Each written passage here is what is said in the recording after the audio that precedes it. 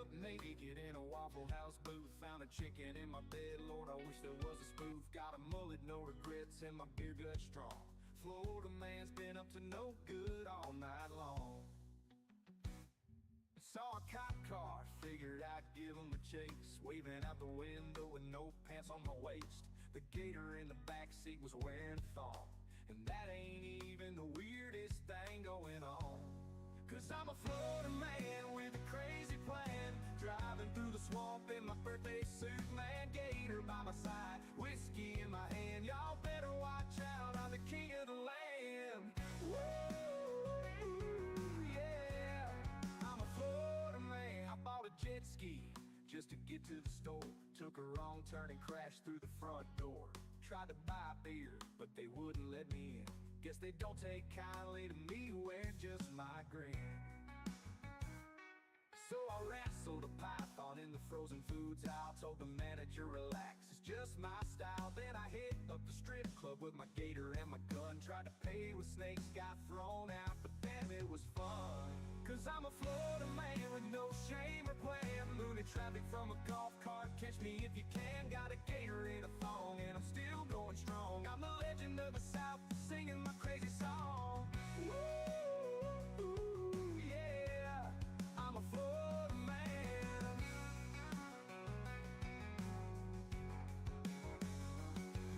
Got kicked out of Disney for flashing my chest, but I swear Mickey was impressed by the rest. Made it to the beach, strutting in my Speedo. I'm the hero Florida didn't know it needed amigo.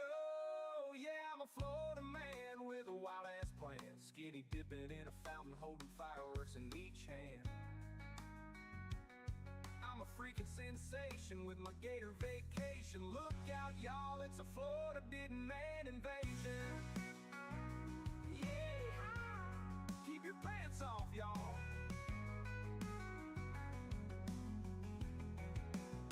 So if you see me riding naked on an alligator parade, sipping moonshine margaritas, don't be afraid. Just join in the chaos and understand, I'm the crazy ass king of the Florida man. Yeah. Keep your pants off, y'all.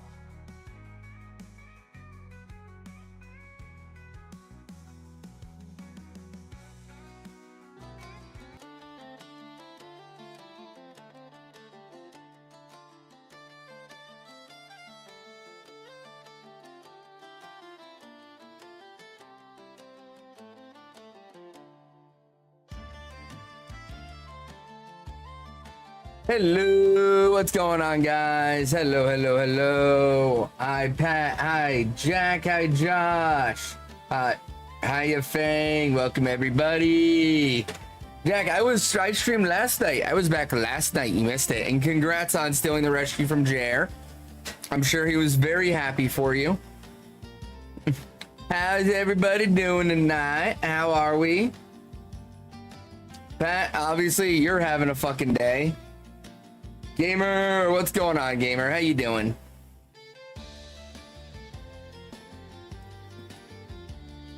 Hope everybody had a good day.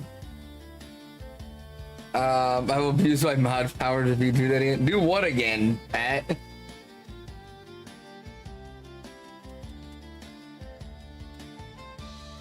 Couldn't we all, though, Gamer? Couldn't we all? Yo, Derpy boy, what up?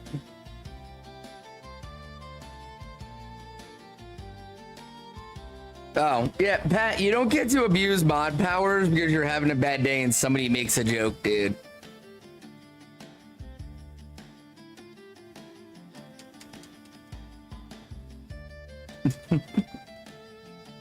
That is not how we foster a fun, inclusive environment at the tavern. You know what I mean? Oh, damn, Gamer. Almost the odds on the A's elf.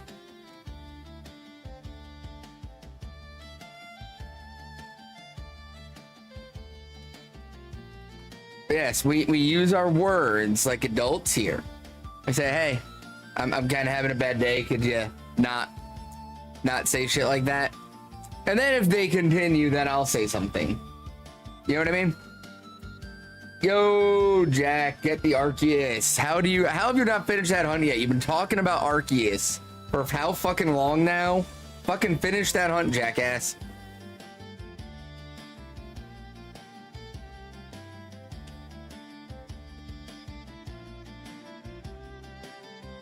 Email that you can buy this with. Derp, I finally got it too while I was on vacation and unable to buy it. I was so fucking angry. They gave me to the 28th to make my purchase, and I'm like, I literally can't buy it for like at least a week or two. And you're now giving me the option to buy it. So I missed my window to buy my Switch too. I was so mad. Oh God, Jack, you need to work on that, dude. You really need to work on that. That's sad. Nah, I feel you on that, Pat. I feel you, buddy. I know you've been going through it. Yeah, it happens, Derps. It happens. I'm gonna get it. Well, probably. I gotta see because I got some bills up I gotta catch up on post vacation. So I'm gonna see like in a couple weeks after I get all the bills paid and whatnot how the finances are looking. But either like in 2 weeks or beginning of next month. Well, not next month, but the beginning of September, I'll probably look for a Switch too. I don't think I'll be able to get it in August like I was hoping. Arceus isn't in Asia, jackass.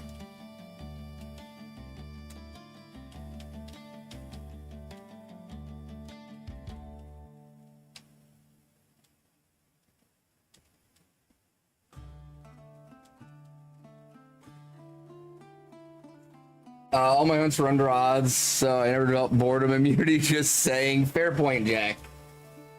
Great. Oh God, Pat. Kyogre. Ah, that makes more sense, Josh. The Kyogre is a bitch to do DAs, but very good shiny. Very worth it. I like the shiny Kyogre. Well, Jack, to be fair, you would have to actually do Arceus resets to be over odds. Reptocon Jordan, most likely. That was the one thing I was thinking if I got anything at the Reptocon, if I found one that I liked that I would get.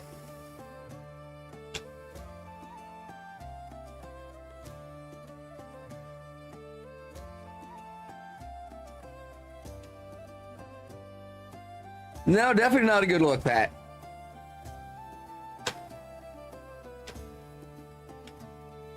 Ah, gotcha, Jack.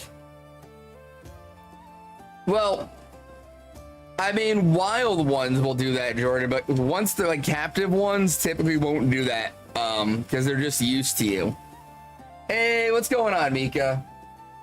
Nice, Derp. I still need to watch season 3.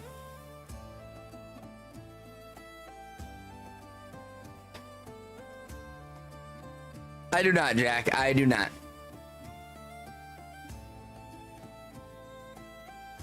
Nice. Enjoy your monster hunting, Mika.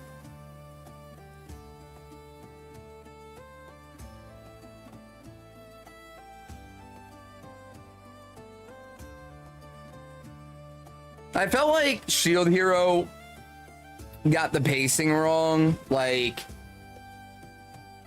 they should have waited to clear his name. I feel like that whole arc of him being like the villain who helped people was like too short, you know what I mean? I liked it when he was like playing the villain because everybody thought he was a like horrible guy. So he was just like pretending to be horrible while he helped people. I like that arc.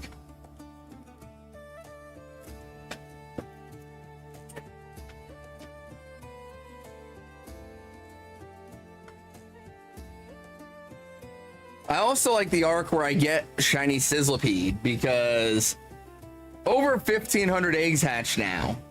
I'm almost to triple odds yet again on a Masuda hunt. And I'm not a fan. I hope so too, gamer. I hope so too. You know the part due to that. Stupid bitch that's still doing dumb shit like a whore. Thank you for the shiny luck, Fang. But I mean, that's the thing, Jack, is it was like it gave you something to like root for, right? You wanted him to like clear his name and everything else. I feel like it just happened too fast. Like that should have happened at the end of season 2, you know?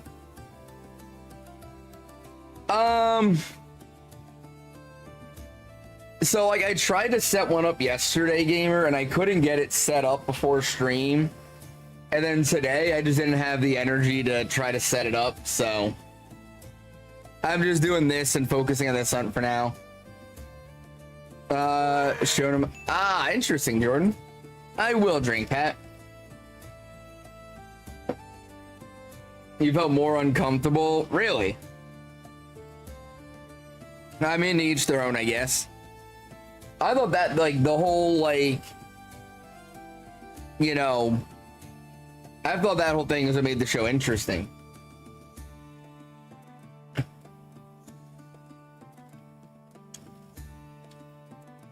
But that's just me, I guess.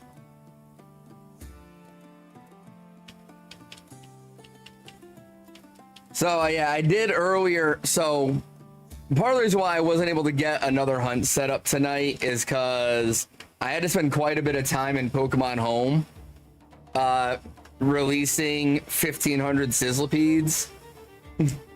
I'm guessing you're making coffee, gamer? Like the intelligent person you are? Nobody's Oh, that too. Not yet. I'm still, like, the jet lag is still fucking with me. Frame for murder, and he said, interesting, Jordan. I'll have to check that one out. Man, the jet lag is still fucking with me, guys. Like, I'm still getting super tired, like, for no reason. Like, around, like, 4 or 5 o'clock. Like, her... and Rachel from Tower of God, I swear if I could, I would be the... No, I get you, Jack. I get where you're coming from, buddy.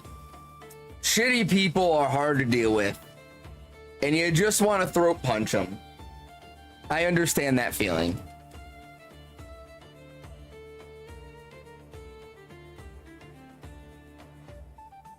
Hasn't created a mass release option.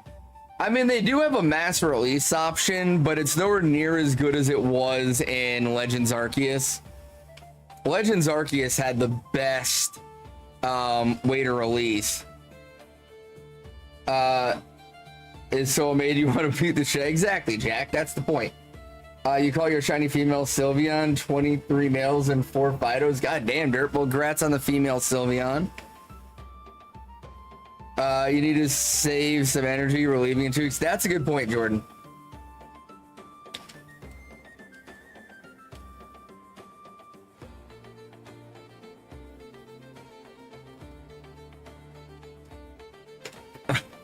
God damn, Jordan, or Pat, has she been getting worse?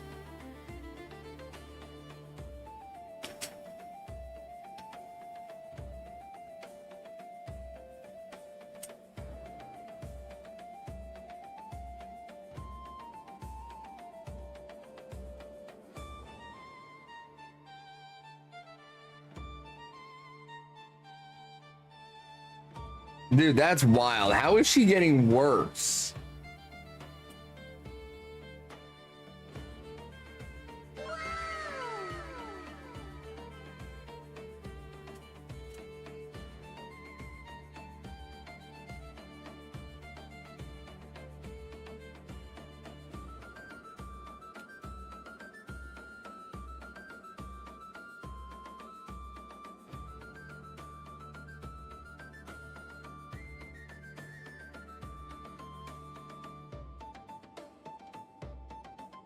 That's wild, dude. I'm sorry that that's that bad.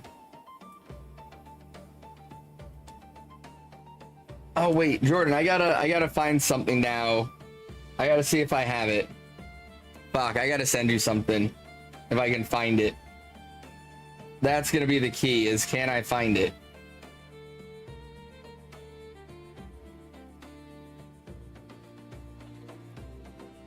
I have too many pictures. Fuck.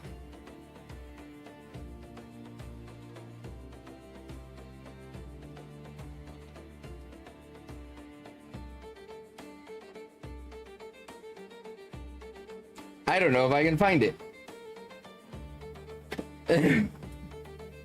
Give her some Benadryl, calm her ass down.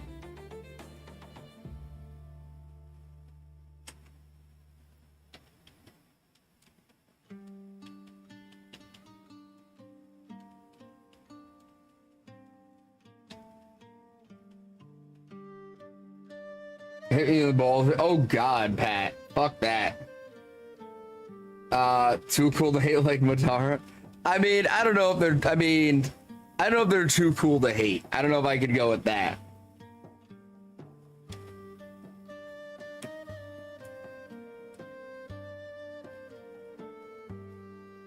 Dude, I was so mad last night. I ended stream, went right to bed, passed out. Don't be sorry, Derp. I'm just saying, I don't know if I can agree that they're too cool to hate. But yeah, I ended stream, went right to bed, passed the fuck out, woke up at 4 o'clock in the morning, like fully awake, fought to try to get some more sleep, and ended up waking up like just drifting in and out of sleep until like 5:30. Shit sucked. Ah, that sucks, Pat.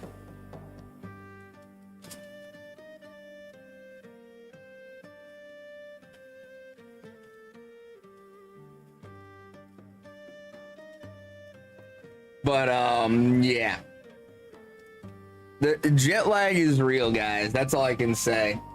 It was way easier adjusting to like European time for me than it is adjusting back, because you guys know me, like I'm typically the kind of person that stays up to like 3 a.m. anyway. So it was really easy for me to go to bed at like 10, 11 o'clock European time. It was way easier for me to do that than it is for me to adjust coming back. Like I basically didn't change my schedule at all on the trip.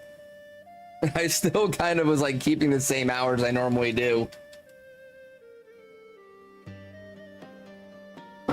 But yeah, we'll get back into vacation stories here in a little bit. We'll do vacation stories. I'm trying to get myself going here. A lot of caps lock there, gamer. God damn. You're really excited about that Lily, aren't you? Overlord video, or you want a new season? Dude, I love Overlord. I really want them to introduce a character that's like able to like match him though, you know what I mean? Like it gets boring just watching him curb stomp everybody because he's so far above everybody else.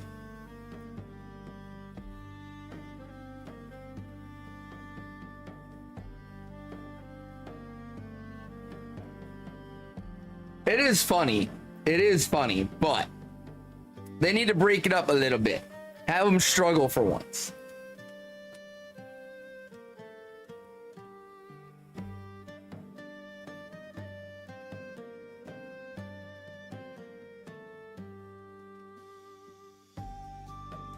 Like at least with the slime, like Rimuru would like, you know, can't really do much against the demon lords. Like he could always just eat them, but like it's like fighting Millum, like at least that like there was some struggle there, and it was like, oh shit, like they're equal strength wise. And same with the one chick that he fought. Like it's just one of those, like it's like Dragon Ball. You're not super worried if the character dies because you know the Dragon Balls can wish them back. So it's not like with Rimuru, it's like that. Like you're not really worried because even if it looks like he's gonna lose, he just eats them.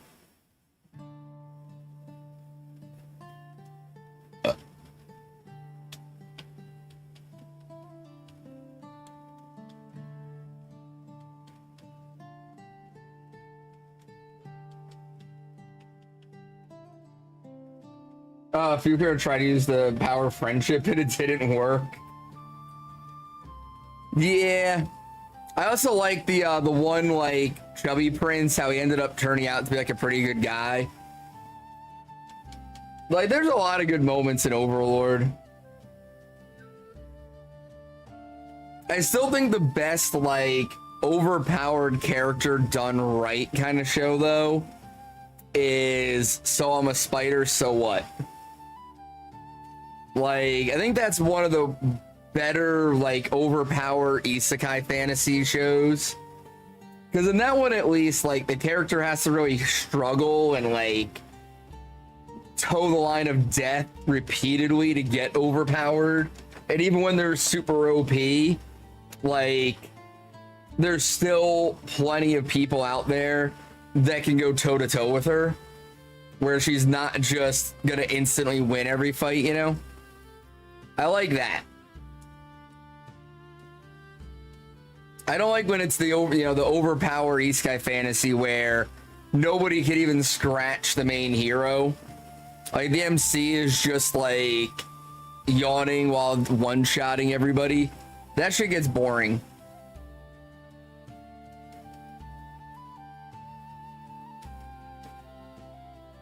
I have not, Dirt. I have not.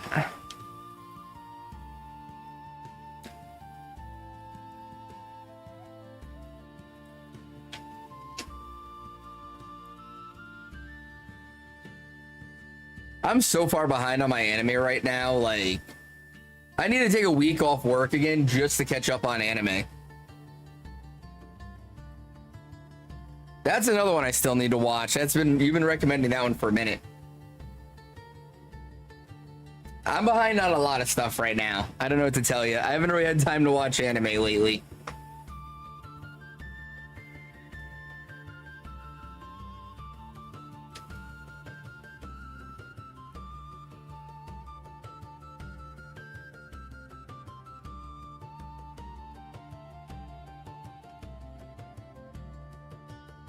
What I really want, like, it's so when I do get a chance to watch anime, I tend to just rewatch stuff I've already watched because I'm like, I don't want to have to pay full attention.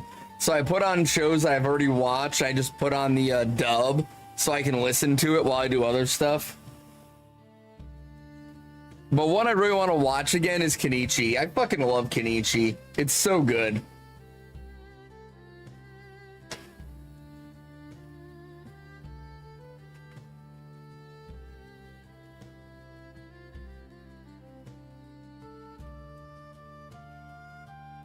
Kenichi is one of my favorites.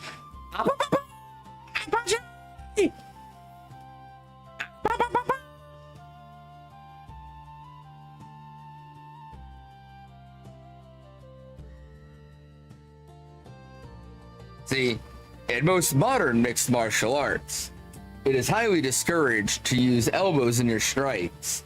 However, in Muay Thai, using your elbows for strikes is the main form of attack. Why is that?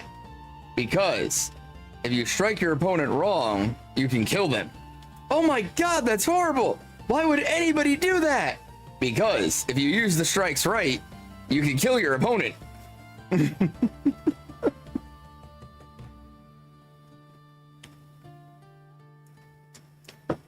Such a great line. Sundays are your dedicated anime watching day. I wish I could dedicate a day. I always have errands to run and shit to do with the kids and shit to do with book, and I can't just be like, I'm taking this day for me. I don't get that option. Like, I just got home and my next 3 weekends are already booked out with shit to do. Like, I just got home. Already my next 3 weekends are planned.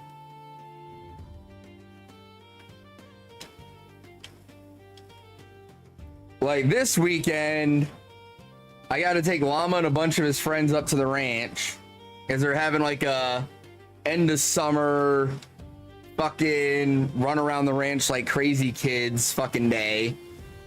So I'm gonna be at the ranch all weekend fucking babysitting. And then next weekend, I'm taking Llama and one of his friends out fishing. So that's going to be an all-day thing. And the weekend after that, me and a friend are going to Daytona for the weekend for Reptile Expo. So yeah, I don't get a weekend to myself until maybe the end of August. Maybe the end of August. I'll get a weekend to myself.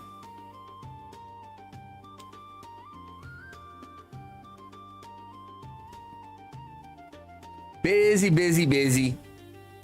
Always shit to do. They're pretty cool. You see, like, if you go to the right ones, there's a lot of cool shit that, like, you wouldn't even know existed.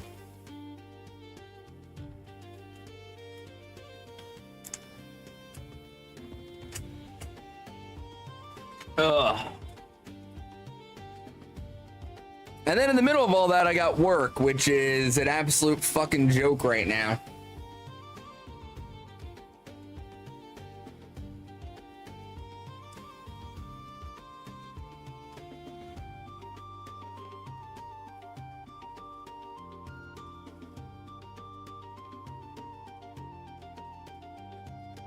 Me and my boss were talking today, and he was saying how, like, with the projects we're on, we're not allowed to say anything negative regarding the project. And that, like, having any kind of negative opinion is, like, super looked down on by the upper management right now. And, like, they don't want to hear anybody saying anything negative about what's going on. And it's like, well, that's kind of stupid because there's a lot of negative shit going on. And we should probably talk about it because there's a lot of shit that needs to be fixed. And just sticking our head in the sand and pretending that everything's okay is not going to help things. But that's kind of the direction we've gotten from the upper management is don't shit talk the project to anybody, even people on the team. Like, they only want to hear positive things, even if there's nothing positive. And I was like, well, that's why, if you notice, I haven't been saying anything for a while. I just sit in the meetings silently, and then I leave the call when the meeting's over. Like, I don't interact. I'm just going back to being, you know, Army style of I'm a dumb private. I don't have a thought for myself. You tell me what to do, I'll do it. And if you don't tell me what to do, I won't do it. I don't have my own thoughts. I don't have my own opinions. I think and do whatever it is you tell me to think and do. And he's like, all right, cool. You're just going to be a robot then. I was like, yep, exactly. I'm going into robot mode. And he's like, all right, cool. You be the robot that gets things done. I'll be the guy that tries to get the robot promotions and raises.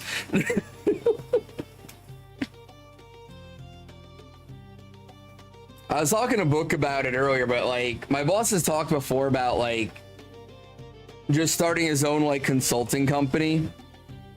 And, like, doing what we're doing for this company with, like, doing these kinds of projects, setting up these systems. But instead of working for one company, just doing it on a contract basis and going company to company and setting up these systems for them. And then, all right, you're live. The project's good. I'm available for the next month if you have any issues. And after that, you're on your own.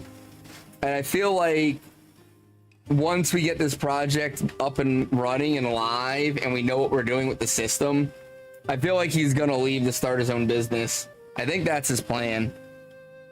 Because he keeps talking about he just wants to, like, the experience. And he just wants to, like, be able to say he set up this system and it's success or fail. He just wants the experience. And so I feel like that's his plan. And I feel like he's going to try to get me to leave with him to do it, because he keeps telling me to just stick around until I get the experience and so I can learn how to do it all and to just learn as much as I can. So I feel like that's his plan right now, is get this system up and running and then start his own consulting firm.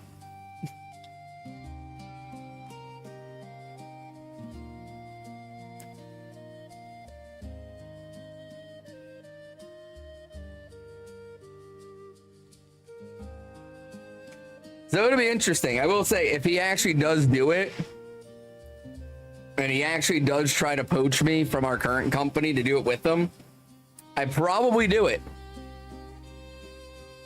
Because it would mean fully remote job with occasional travel. And I'm here for it.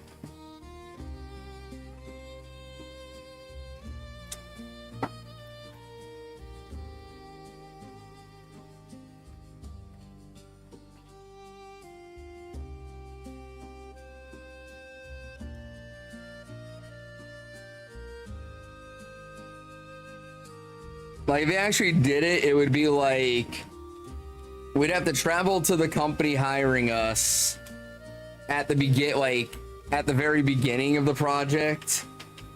A couple of times, like to meet with them and like get the contract with them, then go back and do like a business assessment and find out all their info that we need to do, like I did with Memphis earlier, late last year, and then set everything up, and then another trip at the end to like teach everybody how to use the system and whatnot, and teach their guys how to like manipulate it and everything. So it would be a pretty cool job, and it would be fully remote. I don't know for sure that he's gonna do it. He hasn't said like officially, but he's talked about wanting to do it, and the way he's acting definitely makes me feel like it's his plan. So it'll be interesting to see if he actually does it. I'm kind of curious how it's gonna go with him. Like I was telling Book earlier, the only reason I'm not looking for a new job right now is because of him. Like I have a really good boss right now, and I just feel like it would be stupid to leave like a really good boss that's fighting for me and trying to get me stuff and push for me to like get promotions and growth and raises, and you know, that basically just lets me do whatever the fuck I want. It'd be really stupid to like leave that and end up with like a really shitty boss. So I'm just trying to be patient and just hope that's what he does. We'll see.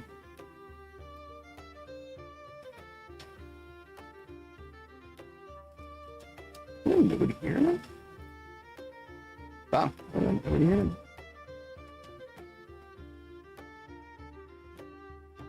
Bum bum bum bum bum bum bum ba da da da da da da.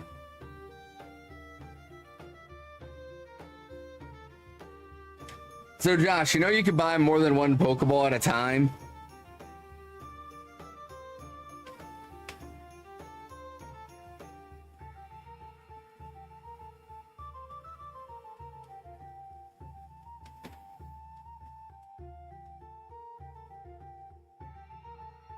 Ah, no money. Gotcha. That makes sense.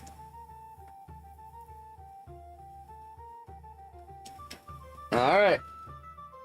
Next set of eggs. We're over triple odds now. 1536 was triple odds, so over triple odds on this hunt.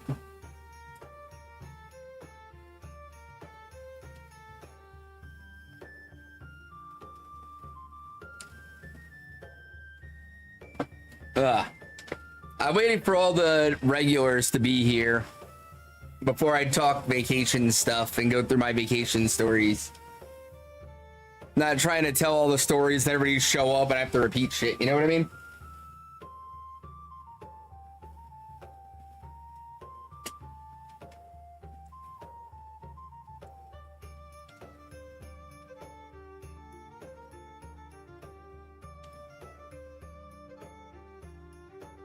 Also, it's so fucking hot. Like, my AC is not doing anything to cool me down. I don't know if I need to just move it to where it's like blowing right on the back of my neck or what, but it is not doing shit right now. It's really gross here. It cooled down a little bit today. It was in the upper 80s instead of the upper 90s, but it's just so fucking humid that it doesn't matter. It feels like it's 200 degrees outside.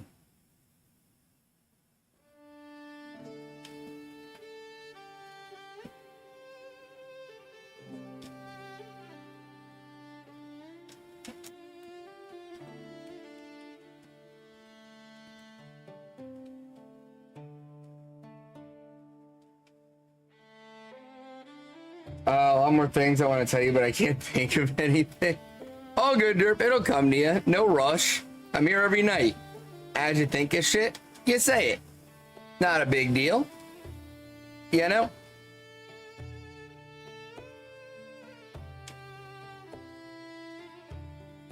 I'll tell you what I want. I want my bed. I am so exhausted still. This dude, jet lag is no joke. Like, it gets to like 4 or 5 o'clock and I am just done. I'm like, can I just go to bed now, please? I feel like one of those old people that goes to bed at 8 p.m.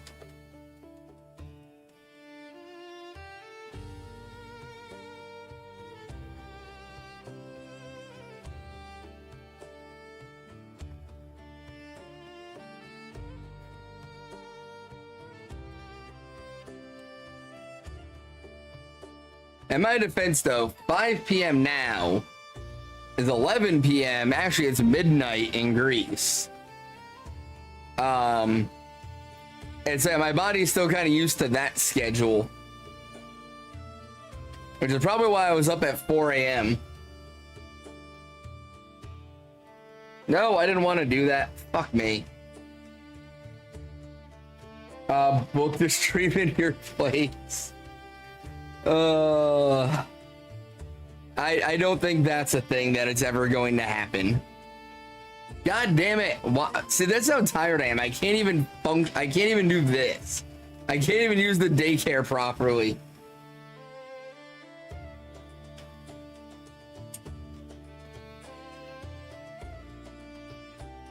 Oh my God. I'll need to get more drunk than I am right now. Listen here, Jordan.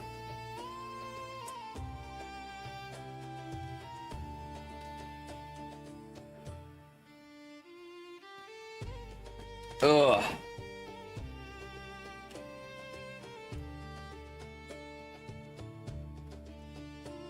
Bum bum bum bum bum bum bum bum bum.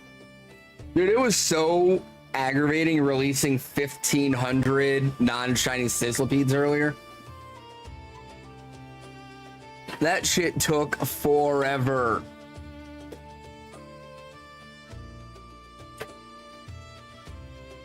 That stupid, like, you could only release 100 at a time shit. Oh my God. Why did they limit it like that? It's so dumb.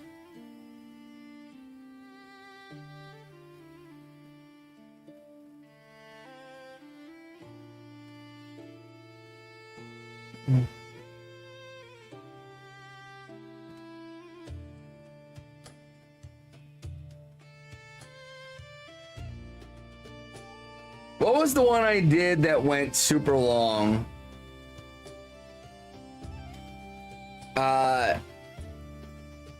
I didn't even check, Jordan. You named all your shiny members in Violet. Oh, did you now? I never name anything. Unless I'm doing a Nuzlocke and I have to. Outside of that, I never name things.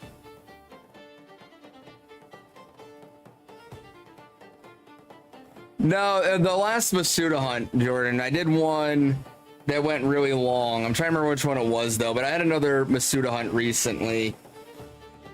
It was like 2 before Sizzlipede that went like over triple odds or close to it. No, an egg hunt, Jordan, where I was hatching eggs. I've had a lot of long hunts in general, but I'm referring to an egg hunt I did. Nope, Shelmet was not an egg hunt.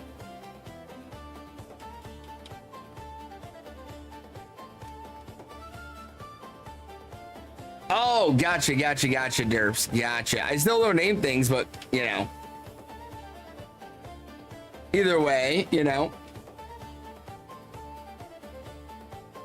You have, like, a full team that you use for shiny hunting. I, like, have 1 or 2, and then I just have other guys to fill the team in case I run into trouble. Yes, Trubbish. Trubbish was the other one. Yeah. How many was it for Trubbish? Trubbish was around here, wasn't it? I'm trying to remember how many Trubbish took me. See if I can find it.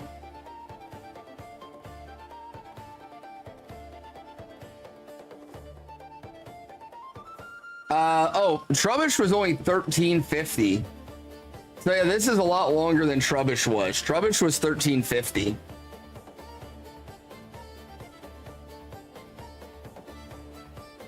So yeah, I'm well over the Trubbish numbers. I think this is now like either my third or fourth longest Masuda hunt I've ever done. It's somewhere up there. I know I had 2200 for Trico, and I think I had a 1700 at one point as well. I can't remember it though, but I want to say I had a 1700 one at some point.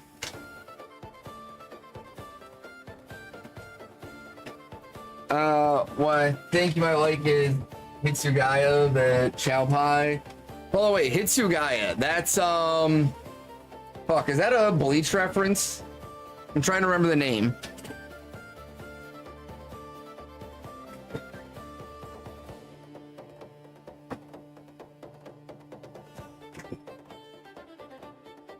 Hey, look at me remembering things. I'm so proud of me.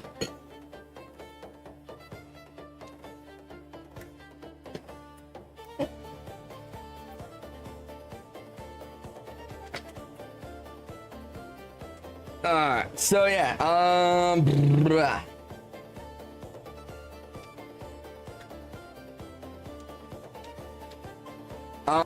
so vacation stuff, right? Let's go back to vacation stories. We can go to that now, I think. I've given people 40 minutes to show up. If they miss the stories, they miss the stories. Fuck them at this point, right? Right, that's what I'm saying. I agree with you guys. So I left off on the cruise ship, right? First night.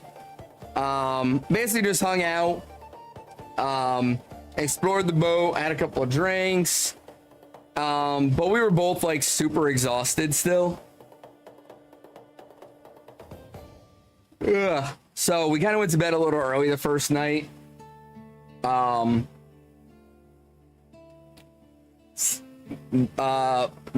first morning after the cruise left was super cool, right? So the first stop on the cruise was Kotor, Montenegro.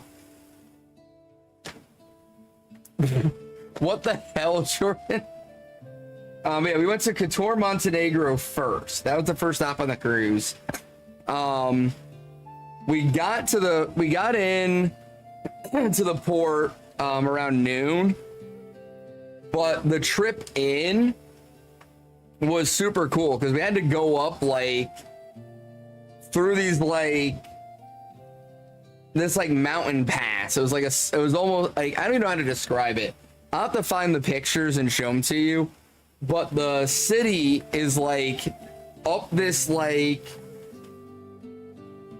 cove in the mountains. And so there were sections that the cruise ship had to go through in order to get there that were just big enough for the cruise ship to get through. There were parts where the mountains on either side of us would bottleneck, and we would just be squeaking through these little areas. Kilt and a hat would drive on. Jordan, what are you smoking is the question, okay? But so yeah, it was super cool because just the I get up in the morning and I go up on the top deck and there's just mountains to either side, and the boat's just traveling super slow through these passes up into the cove where the city is. It was really fun to watch all that and just see the boat make it through there. Very the view was amazing. Everything was super pretty. And then there were two stops like this. This was the first one like this, but it's such a small city and port that there's nowhere for the cruise ship to dock. So instead of normally you get on a cruise ship and you go somewhere and the boat pulls up to another dock and you just walk off the boat on the land and you go explore and come back on the boat, right? Well, for Kotor, there was nowhere for the boat to dock. So instead, the cruise ship has to anchor offshore. And then we had to take a ferry, or not even a ferry, it's these small little shuttle boats from the cruise ship to shore. And so they had to there were a couple of boats that were not, they were like attached to the cruise ship, like the life rafts, but not the life rafts, you know? And they like had to lower them down off the cruise ship into the water. And then you had to get like a ticket that basically gave like, the ticket basically was just like a group number. And so they would call out like, all right, ticket number 1, you can now go line up to get on the ferry. Okay, ticket number 2, you can now go line up. Because each boat only carried like 30 people. And so like they didn't want the entire fucking boat lined up at once to try to get off, you know? So you had to get up early in the morning and go get a ticket and then wait for your group number to be called. Unless you were smart like me. So I was talking yesterday about how I got like the VIP pass thing, the key they called it, and it came with like Wi-Fi and some other perks. Well, one of the perks was you didn't have to do all that shit. Hey, what's going on, Raph? What's going on, buddy? I'm talking about it right now, actually. But Europe was amazing, dude. We had so much fun. I fucking loved it there. I want to go back permanently. But yeah, so with the VIP pass, rather than waking up early and getting a ticket and waiting for my number to be called and all that shit, me and Book slept in. And then once they actually started loading people onto these little ferries to the port, we just walked over to this conference room, showed our pass, and they just walked us directly onto the ferry. Skipped the entire fucking process and the entire line, and we just walked right onto the ferry and got to shore. Back from in last night because it's past midnight. Oh damn, Raph. Well, how was your trip, buddy? Did you have fun?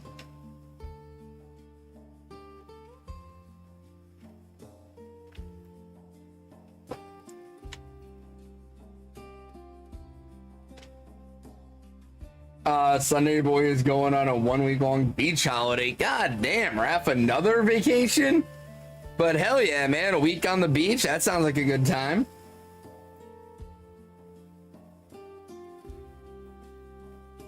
But yeah, so we ended up getting onto like into the city of Couture around 12:30.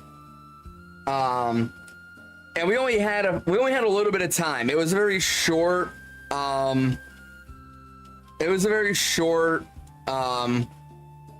shore time for that one, because like I said, we didn't get there until noon, and we didn't go up the boat until like 12:30, and we had to be back on by like 6:30, I think. Spending it with some family from England. We're staying on an island in the west of France. God damn, Raph, hell yeah. Look at you fucking rolling high here.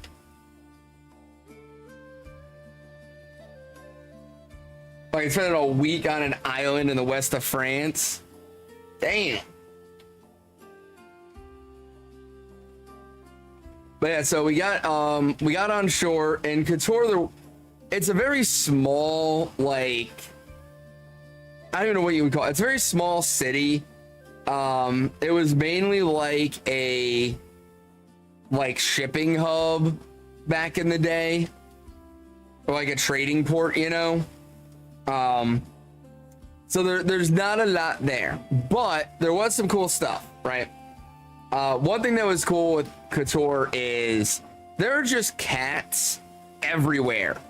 Like, everywhere you go in the city, there's just cats lying around. And so apparently, back during like the bubonic plague, they just dumped a bunch of cats in the city to take care of the rats to try to stop the spread of the plague. And now the cats just kind of run the city. There's like feeding stations and water stations and all kinds of shit throughout Couture. And then, just like I said, there's just cats fucking everywhere. Everywhere you turn, there's another cat. They also had a cat museum, which the cat museum was pretty funny. It was like €1 to get in.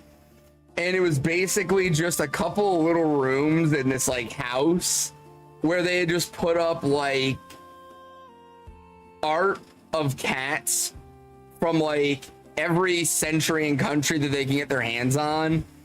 So there's all kind of like meme pictures, paintings, like all kinds of just cat art throughout this cat museum. It was pretty cool.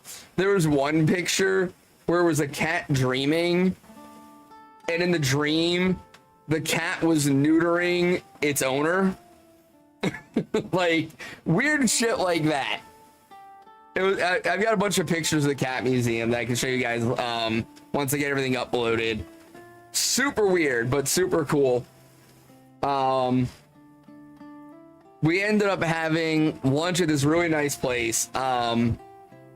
It was funny because we go in and like the staff was like annoyed. Welcome back, Jack. Like our waiter did not want to deal with us. They definitely had the like, ugh, tourists kind of attitude towards us, you know? But we were super polite. Like I said, we tried very hard. I have no idea what that is, Josh. But yeah, we tried like super hard to like be very polite and, you know, not come off as that like stuck up American tourist kind of stereotype, you know? And so like we were being super polite and like, you know, asking recommendations on stuff. And there was another table of tourists that was just pissing this guy off. I didn't even know that existed, Josh.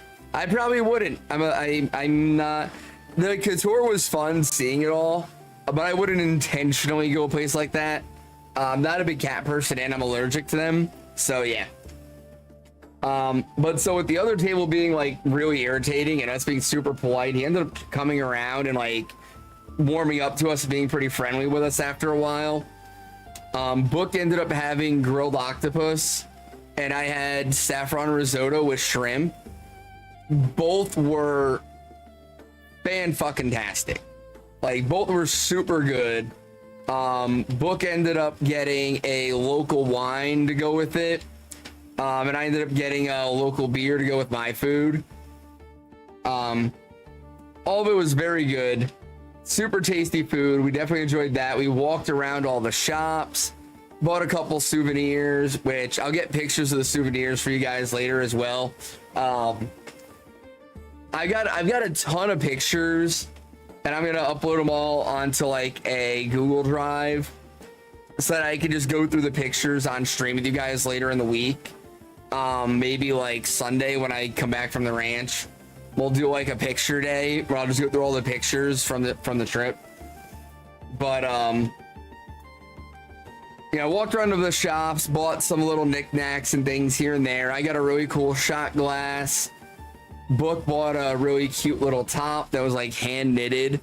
Like Nana was sitting at the register knitting shirts while like her daughter was ringing them up. It was a pretty cool little shop we got that stuff from. But the main thing we did in Couture, it was the only thing when I looked up like what there was to do there that interested me at all. And it took me about 10 minutes into this experience to regret all my life's decisions.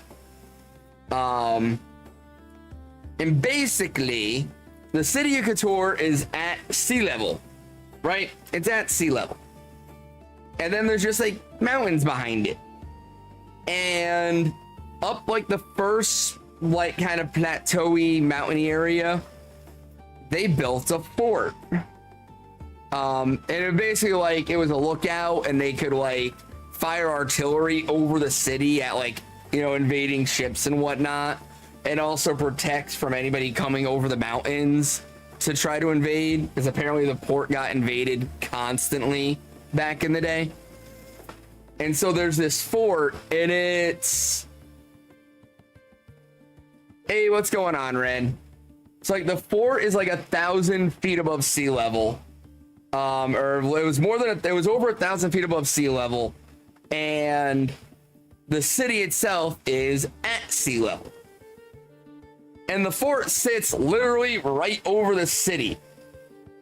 And so it was a little over a mile walk from the like base where like you initially enter the path to get up to the fort, so it was a little over a mile, and it was basically straight up the fucking mountain.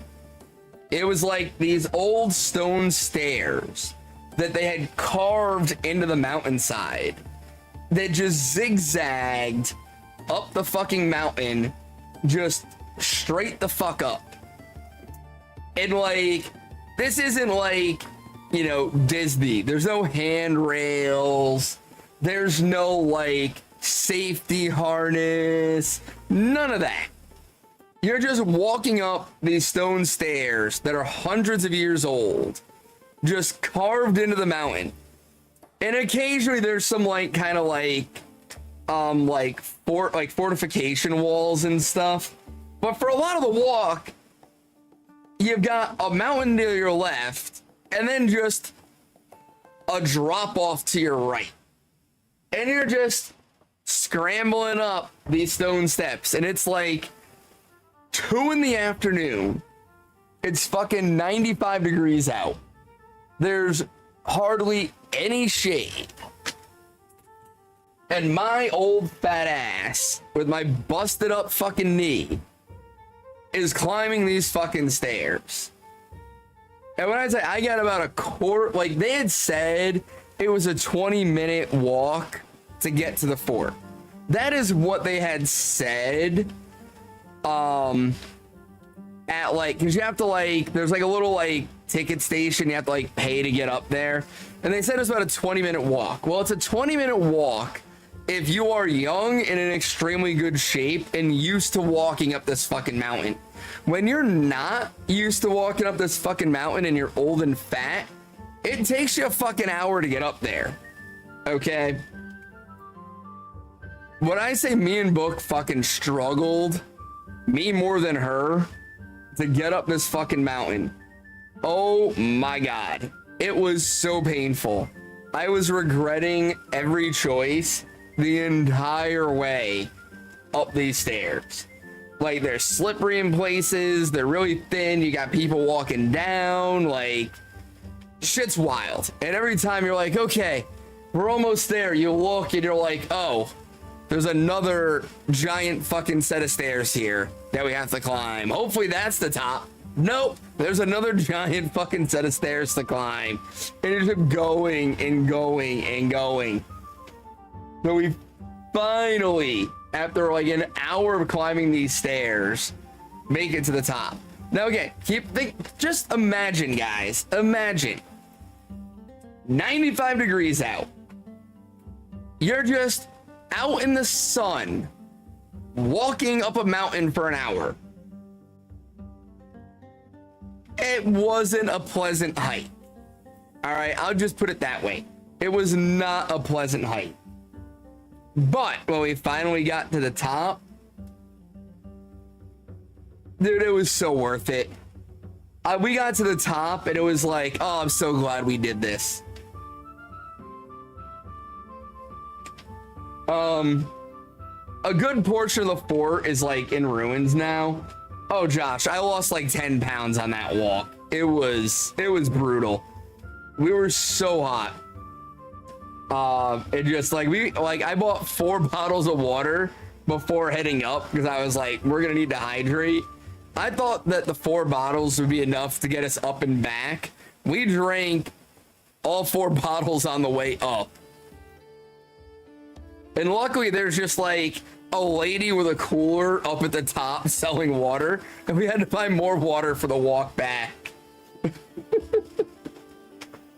But when we got to the top, the fort's like mainly in ruins now. It's like mostly destroyed, but there's still like a bunch of the old ruins you can explore and some battlements you can still walk on and stuff.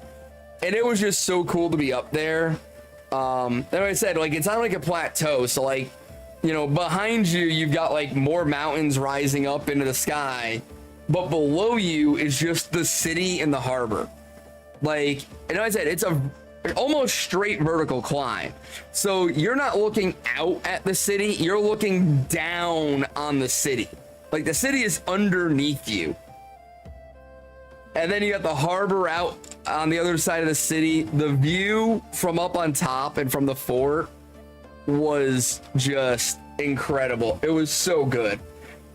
Just for the view, the torture was worth it. It really was. Like, I was regretting my decision to do that, like to do the hike the entire way up. And once we got to the top, I was like, oh, fuck yes. I'm so glad I did this. Like, it just the experience and having our picture like getting our picture on top of the fort with the Montenegro flag, and like, it was such a cool experience. And just seeing like the ancient structures and everything, and how it would just overlook the city and serve as protection for the citizens and everything. It was it was just such an experience. Very, very, very happy we chose to do it. Despite how much my knee was screaming at me about it. So yeah, we hung out on the top of the fort for a while and just kind of enjoyed the view, got a bunch of pictures, stuff like that. Bought some water and started heading down. Heading down was better, but it wasn't necessarily easier, right? Because again, it's a steep climb on stairs that were carved out of the rock hundreds of years ago, right? So walking down wasn't exactly safe. You know what I mean? A lot of the rocks were like sloped downward from just centuries of rainwater running down the stairs and eroding them. So you had to, and again, there's no handrails or anything, so it's not like you had anything to hold on to. So we had to be like super, super, super careful going down. And then there's one point where like there's not even stairs anymore. It's basically just a rock slide to live in the dude, Josh, like in its prime, that had to have been amazing to be up there. Like when it was all fully built and everything, like it had to have been that had to have been a great place to end up having to be stationed if you were, you know, part of the military or the guard defending the city. Especially like at night, the view up there at night has got to be amazing. But we're coming down and it's one of the parts where it's more of a slide. There's not really stairs. And I hit a slippery rock and almost did a split and hurt my hip a little bit. Yeah, so that was fun. I don't know if it was like, I don't know what I did, but since then my like right hip, I've been getting like these random ass pains when I walk. And at one point in the trip, like I couldn't even put like any weight on my right leg for a while. So I don't know what I did to my hip when I slipped, but I definitely hurt myself. So that wasn't very fun. That part of it sucked. But overall, very fun day, very cool experience. Got a lot of exercise that day.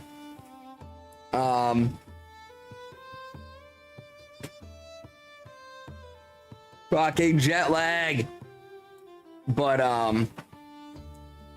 might need to get it checked out. I'm kind of waiting to see. It's feeling better now. Good boy, Jack. I'm gonna see, like, it feels like it's getting better, so I think I'll be all right. I probably just pulled something or like strained a ligament or something. Hopefully just the pain goes away and I'm good.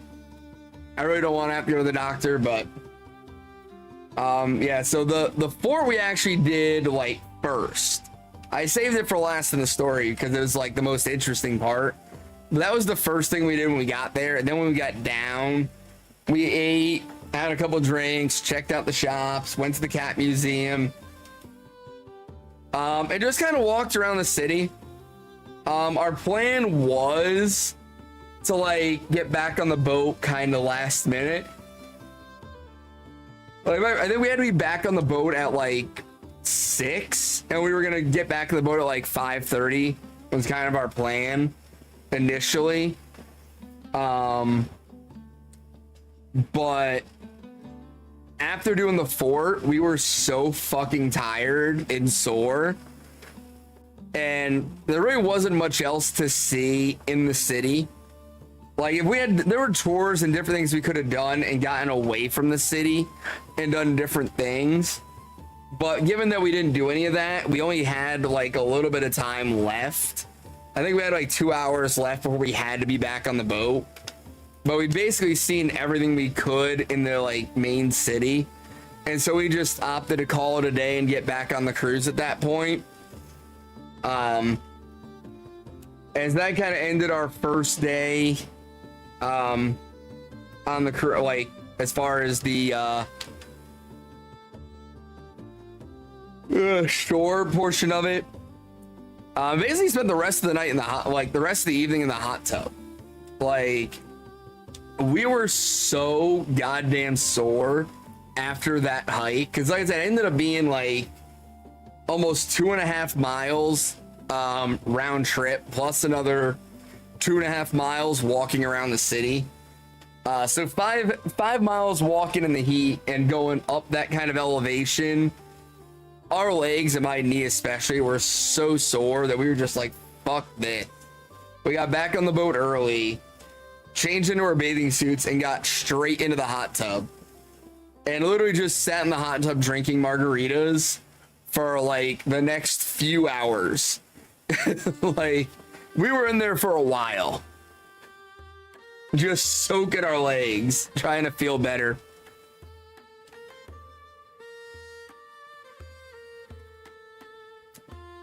But overall, like, definitely a great experience. Couture was, you know, that was a place I never would have just generically gone to on my own. Like, if the cruise hadn't had that as a stop, it wouldn't even have been something I would have ever looked at going to. But the area itself, all the little like towns built into like the sides of the mountain on the way in and along the shoreline, and just everything about it was super cool. It was a very fun place to visit. And I can't stop yawning, and it's pissing me off. It's pissing me off almost as much as the fact that I'm at 1600 for this Sizzlipede here. That's how much the yawning is pissing me off. But yeah, so that was like the first full day on the cruise. It had a lot of great moments, right? We had a lot of fun with that. Like I said, basically hung out in the hot tub the rest of the night, went up to the buffet, got some dinner. I think we saw like, we did some like game show, like cruise activity things that night after we had the hot tub. You know, they, like in our cruise, they always do like shows and like interactive game shows and activities and this and that. I want to say that night there was one, it was like a late night thing. So it was adults only. And it was, I don't remember the name of it. But basically it was like a thing like the host would ask a question and then everybody in the room was kind of like spread out into teams, and each team would submit an answer to the question. But it was like one word kind of answers, like name something sticky, right? Stuff like that. And so every team would submit an answer, and the way it worked was whatever was the most responded answer was the correct answer, right? There wasn't actually a correct answer. It was whatever the majority of the teams answered, that was the correct answer. So if you had the majority answer, your team got a point. And there was like this group of like younger Asian people. They were like probably like early 20s. If you know, it was like 4 of them, and we ended up like, they were like right next to us, so we ended up just in a group with them. They were super fun. And they were like, there was one, it was like, it asked for like a pickup line, And the one Asian guy turns to me and he's like, well, I'm like, I didn't got a pickup line. Why are you looking at me? He's like, well, how'd you get her? And points to Book. And I'm like, I don't know. She picked me up. And he's like, all right, well, what did you say then? What did you use? That was another one. It was like, what's your favorite sexual position? And the Asian chick, before, like, the guy barely finishes asking the question. And the Asian chick immediately just goes, doggy!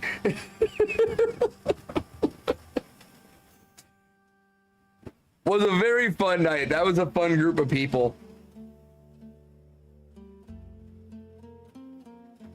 But just how quickly the Asian chick responded with doggy. Like, it was instant. There was no thought process. She knew her answer. She knew her answer.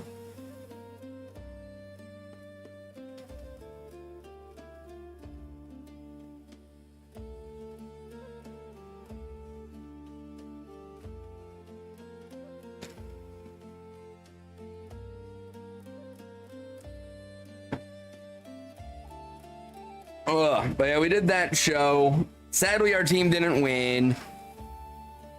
Our team did good, but we didn't win. We had a lot of fun though. And then we had to be up super early the next morning for Athens. Cause we remember we got to port like 7 a.m. or something like that. But we had a tour that we had set up and we had to get to the tour office. Like, we basically had like just enough time to like get off the boat, get a cab, and get to the meeting place for the tour. Like, we did not have a lot of time. And so we had to be up super early that morning, which would have been Tuesday. This would have been Tuesday morning. Or no, wait, hold on. I'm skipping stuff here. I'm skipping things. See? So Saturday we left on the boat. Sunday was Couture. Monday was just a day at sea. Monday was a travel day. So Monday we got to sleep in. You know, we got up a little later. We went and had some breakfast at the breakfast buffet. Kind of walked around the boat a little bit. Enjoyed just the scenery, which was very, very blue water. It was pretty much the only scenery, but the water was fucking beautiful. And then we had a bunch of stuff that was going on that day, like shows and different things that Book wanted to do. You know, we checked out like the shops on the boat. We hung out in the casino for a bit. I got completely screwed over in the casino. They were doing a Texas Hold'em poker tournament. And I was like, fuck yes, I'm gonna do that. Because it was 8 players. It was a 1-table tournament, 8 players. And it was like $100 to enter. And second place got like $300. And so I was like, fuck yeah, I'll do this. Like, why not? I just need to get second place out of 8. Can't be that hard, right? So I had a string of bad luck. I was not getting good cards at all. Pretty much every hand I got, the only thing my cards had in common with each other was they were cards. That was it. Like, I was getting shafted on every fucking hand. I wasn't getting anything good. And this whole situation repeats itself later when I try to play blackjack. I did not have very good luck in the casino. Card games hated me on this cruise. They really hated me. But I was hanging in there. We were down to 5 players, including myself. So I just needed to outlast 3 more. That was it. Outlast 3 more, and I win $300, right? I'm doing good. Well, I get in, and I've got like... It was like, in normal poker terms, it's not a great hand, right? But, hey, Squiddies! Thank you for the lurkies. Based on like what I'd been seeing at the table and the hands that were winning and whatnot, it was a good hand for the table. I had like king 8 or some shit like that, right? And I go all in on it, and basically like, I was trying to bluff. I was hoping that like everybody would fold and I would just gain a few chips just to give me a little bit of cushion, little bit of wiggle room, you know. Just give me a couple extra chips was all I was looking for. Well, one guy calls me and I'm like, you son of a bitch, you weren't supposed to call that. That was a bluff. What are you thinking? You don't call it all in there. So he flips his cards. He's got like king 4, right? So like literally the only way I lose this hand now is if he pulls a 4, right? Because if an 8 comes up, I win. If a king comes out, I win. The only way he can beat me is with a 4. So if you've never played Texas Hold'em, the way it works is you get 2 cards to start that only you can see, they're your cards. Then they put 5 cards face up in the middle of the table, and anybody on the table can use those cards in the middle, right? And so they put 3 first, then 1, then 1. So I go all in on right at the start on my king 8. Guy calls me, we flip over, I see what he's got, I'm feeling good.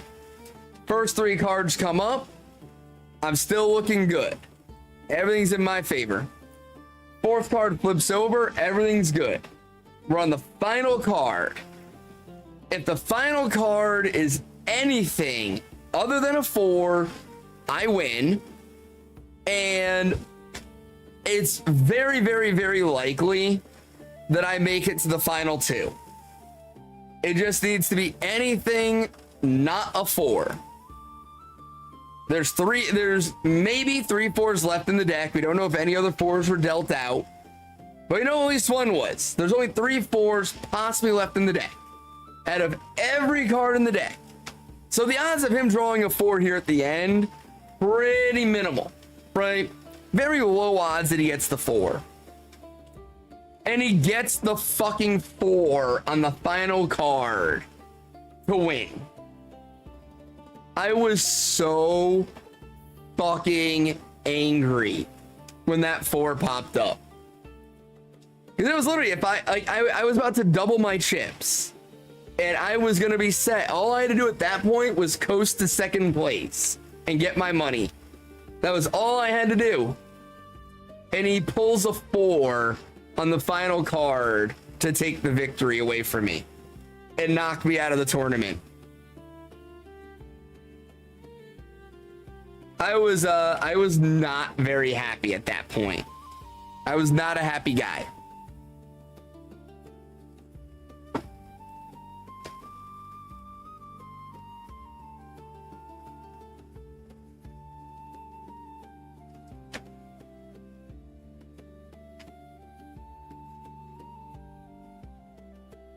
Stupid Sizzlipede.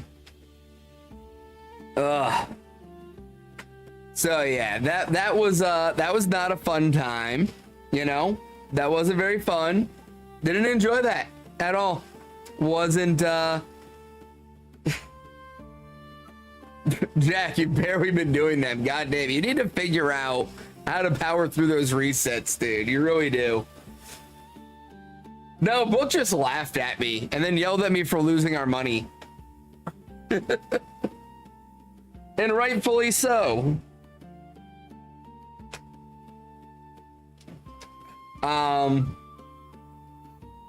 Actually, Book's wise ass, right?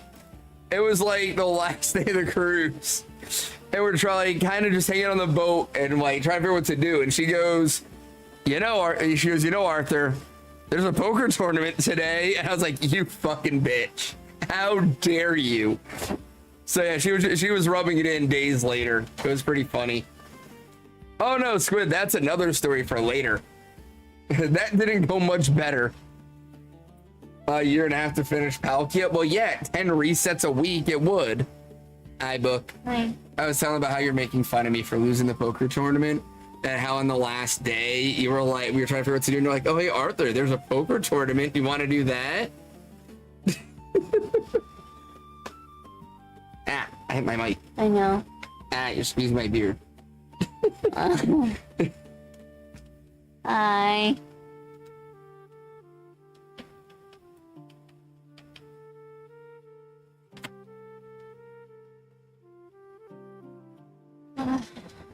What itchy stuff? You what? I'm so itchy all over. Everybody's saying hi. Hi. Hello, everyone. I see that, she says. Ow. What are you doing? Go itch somewhere else. I'm You what? trying to stay awake. I'm getting tired. Right? The jet lag is hitting, isn't it? Yeah. I've been yawning nonstop. Huh. Well, I mean, Jack, you haven't been around the last two streams before vacation and even last night, so I gotta wait until I know you're gonna be here before I do that. You have not been around.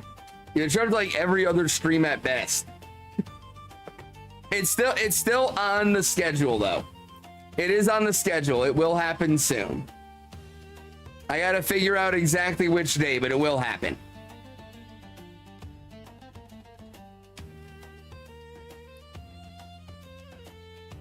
How about Friday? Well, depends on if Friday is shenanigans or not. I have to get with the boys and see if we're doing shenanigans.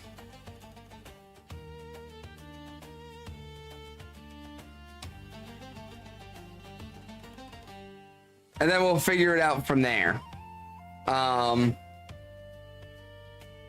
yeah, after I lost the poker tournament, I was pretty bummed out. So at that point, we went and got some lunch up at the buffet. I still need to do that as well. I have a lot of stuff I still need to do. I need more time to stream. I need to quit my job and stream full time. Because I don't have time for all this. You know how hard it is to do all this shit when I only stream 3 hours a night? I mean, that's where it happened originally, was the Friday night shenanigans. But I don't know that I want to put Jaren Jake through that again. So we're so soon, you know what I mean? I feel like that's better on like a Friday or Saturday on my own thing.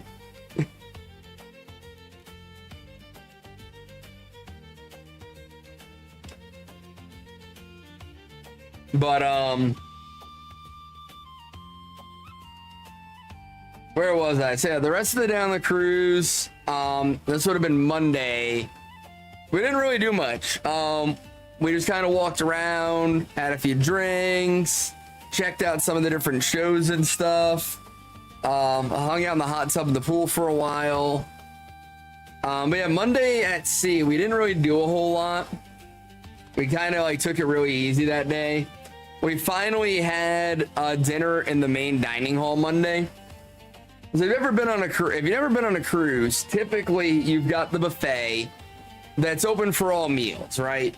But they also have a main dining room where you get like a set time and table, and you're allowed to go in there and have like an actual meal where a waiter serves you and stuff like that. Well, our meal time was 5:30 p.m. And the first couple nights, that just didn't work for us, right? The first night on the boat, we were busy fucking around and doing all kinds of stuff. We weren't really thinking about the main dining room dinner. So we kind of forgot about it and missed it and ate in the buffet later on at night. The second day, we were out on Couture. We didn't get back on the boat until dinner time. And by then, we were so hot, sweaty, and gross, we weren't thinking about dinner. We just wanted to take a shower and get in the hot tub and try to relax. So second night, we also missed the main dining room dinner. So Monday night, the first day we were entirely at sea, we finally got to eat in the main dining room. Very good food. It was very good. They definitely knew how to treat us. We got a bottle of wine with dinner. I can't remember what the hell I had salmon. I know that. I can't remember what Book ate that night in the main dining room. I had salmon though. But ate dinner in the main dining room, shared a bottle of wine. And just kind of hung out the rest of the night. Ended up in the hot tub for a bit, chilled out, just kind of enjoyed ourselves. But Monday night we went to bed pretty early. Like I said, Tuesday we had to be up super early for Athens, because we had to be like one of the first people off the boat and get our asses to the tour guide. Like, we had just enough time to get there, so we were kind of like not wanting to fuck around too much. So we went to bed early on Monday, got up super fucking early on Tuesday, like stupid early. Luckily the boat offered like room service where they would just like deliver you food and you just had to pay like a tip for it. So we ordered just like, you know, some cereal, some fruit, shit like that. Coffee, just so like we didn't have to leave the room and go up to the buffet, because we were on we were on deck 3. The buffet was on deck 11, and we were like, I ain't trying to wake up early enough to get all the way up to deck 11 and back when we have all this other shit to do. So we just ordered room service that morning, had a quick little breakfast, like a bagel, some cereal, coffee, orange juice, right? Just some basic stuff, just to get some food in our bellies, right?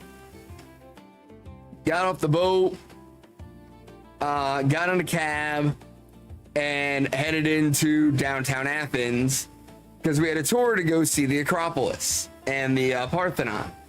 Now, when I booked the excursion here in the tour, they had said the cab from the port to where we needed to go would be like 30 to 40 euros.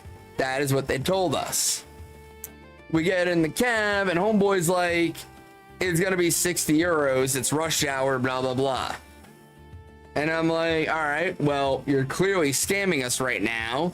What the fuck am I gonna do about it? I'm in your cab and we're on the way there. I can't exactly just get out right now. So, dude drives us to the like just outside the Acropolis for 60 euro. And why I tell you, this guy was like auditioning for the next Fast and Furious movie while he was driving us. Like, he was going twice as fast as any other car on the road, well above the speed limit, just passing people on the shoulder, like passing in between cars, like sharing lanes. Like, dude was driving like an absolute fucking maniac, not fucking like just turning, changing lanes. Just this is nope, not my problem. It's your problem now, fucker. You better be watching for me, because I ain't stopping. I ain't slowing down. Dude was an absolute nightmare to be in the car with.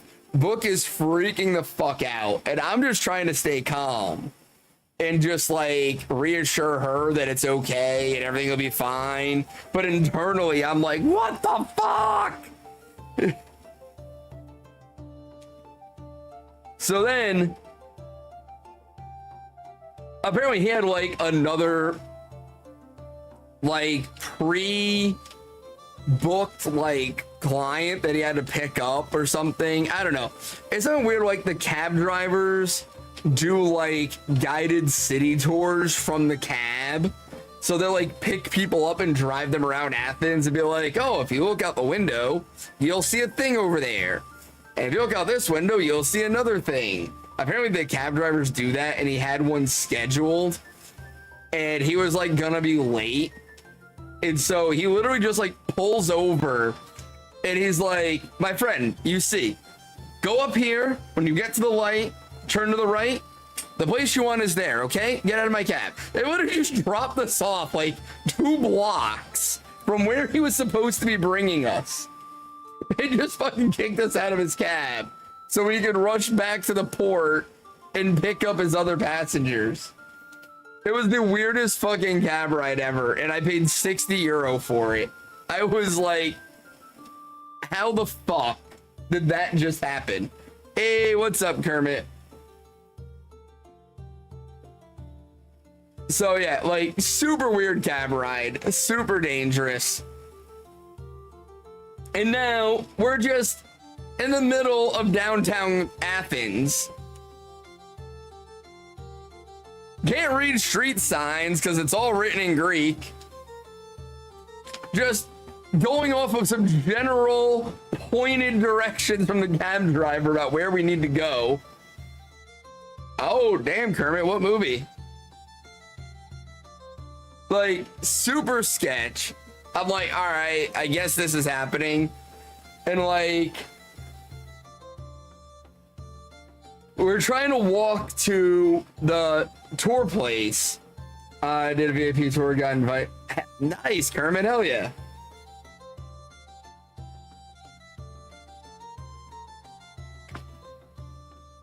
So I'm like trying to find this tour place because we're supposed to meet up at a certain time. And they're like very adamant, if you're late to like the meetup, we leave without you and you're out the money. That's your problem. You need to be here on time.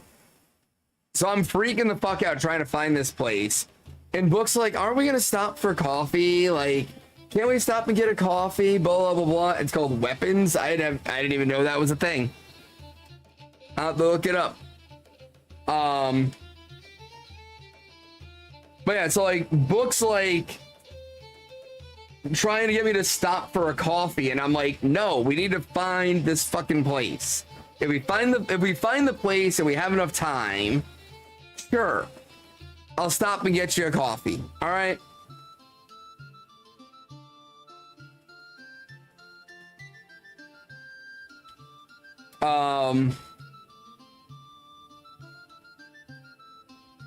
Oh, now I'm having a brain fart.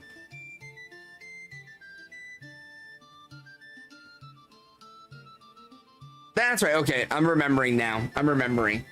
I was trying to remember how something ended up happening. So we get there, and apparently, like, we paid for the tour ahead of time, right? But see, isn't that a great emote, Squid? Hell yeah, Kermit. We paid for the tour and stuff ahead of time, but what I didn't realize is that we still had to pay to go like into the Acropolis area. I didn't know that. And so it was like a whole thing where like, I don't know, it's super weird. Like,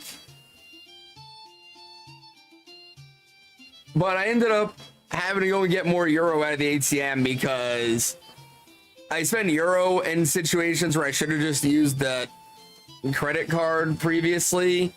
And so I was running out of euros, so I had to go and get more euro in order to pay to go into the Acropolis. And it was a whole fucking thing. But we get to the tour place, and it was supposed to be a 3-part tour that went all day. Right? That was what I had booked.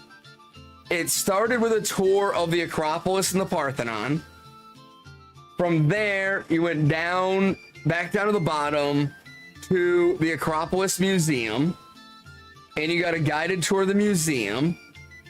And from there, we were supposed to go back to the shop where the tour starts at and ride these little electric tricycle things. Like, I don't know how, they're not even, that's the wrong way to describe them. It's like a 3-wheeled scooter, but like you stand facing forward with your legs apart. I can't fucking describe this shit. Hang on. Let me find a picture. Let me find a picture of one of these things. Because I don't know how to describe it. All right. I need to find a picture.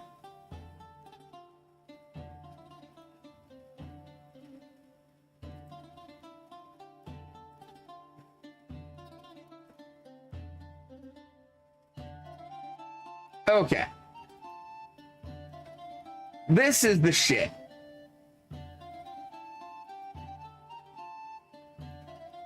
were supposed, like, this was part 3.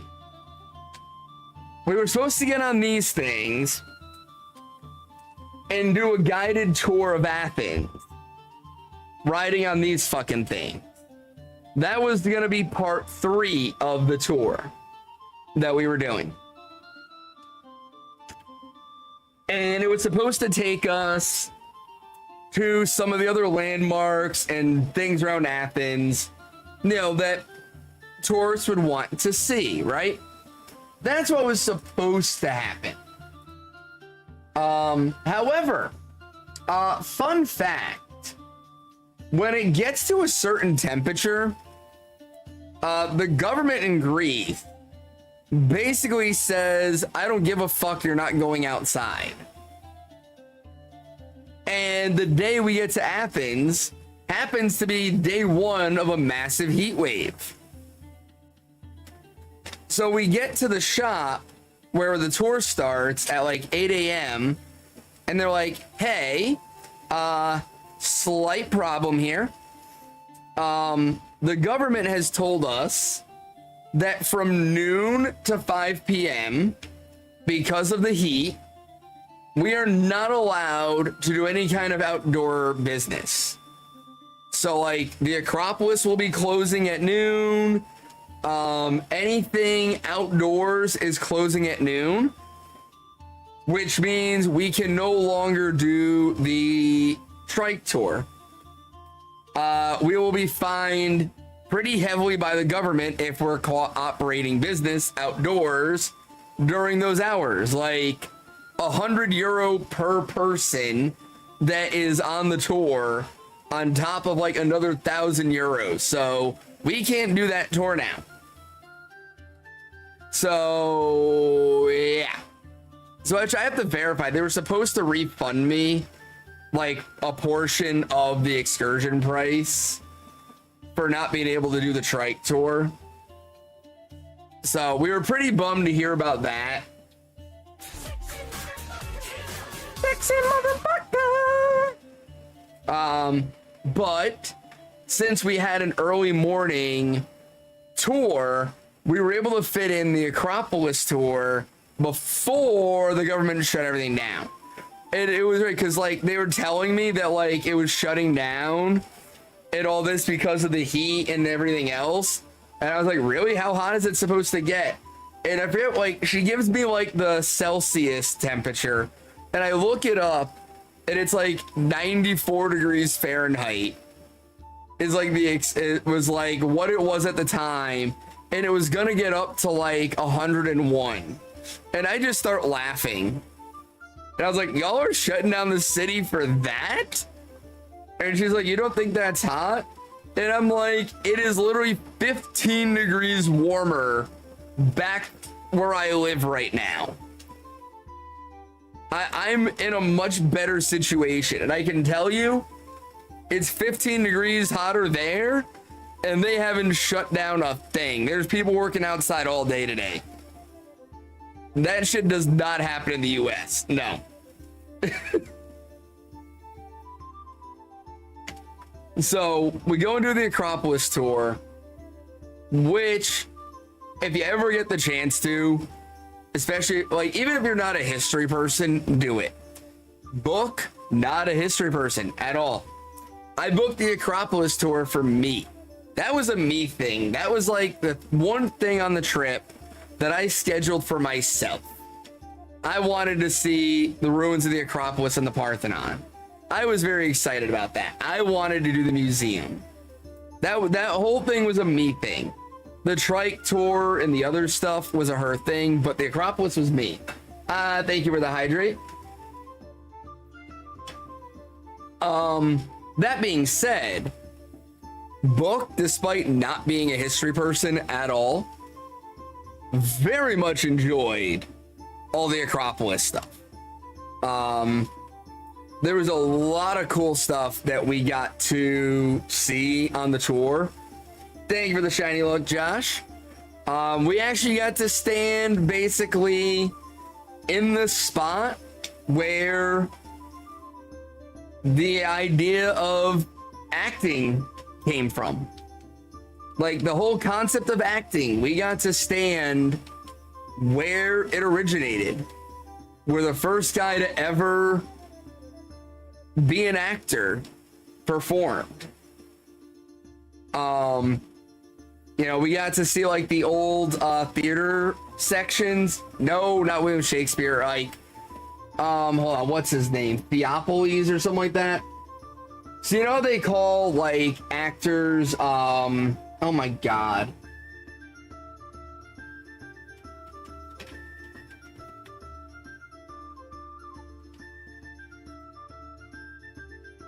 Thespians, right? So they call actors thespians, right?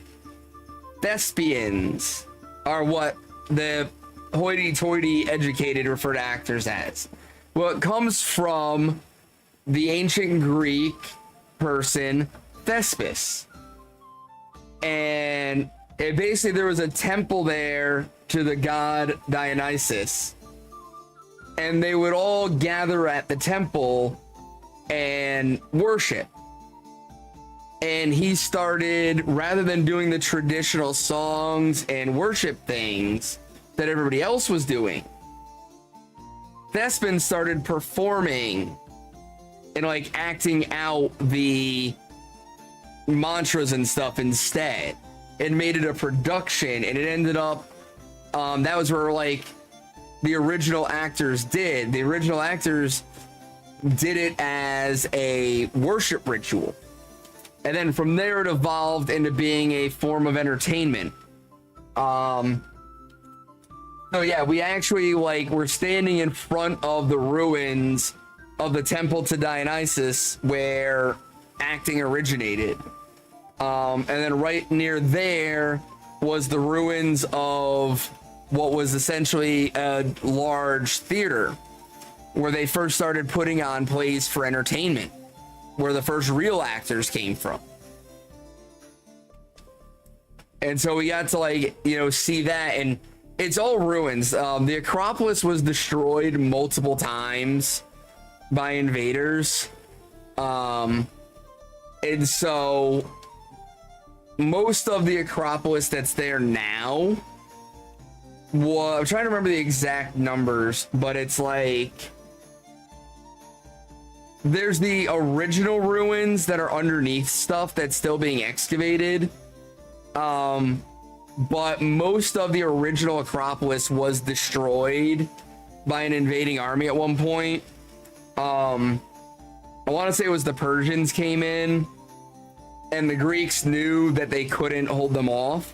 So rather than fighting and dying, the Greeks just abandoned Athens. And so when the Persians showed up, the city was empty. And they were so pissed that the Greeks just abandoned the city and they didn't get to fight, that they completely demolished the Acropolis. And when the Greeks finally came back and drove the Persians out, they rebuilt the Acropolis, and that was when they built the Parthenon and a lot of the other stuff. But like the ancient temple to Dionysus and some of the other things, the theater, a lot of that stuff was completely destroyed. And there's now just ruins that have been excavated from the hill over time. So we got to see like that kind of stuff. There was also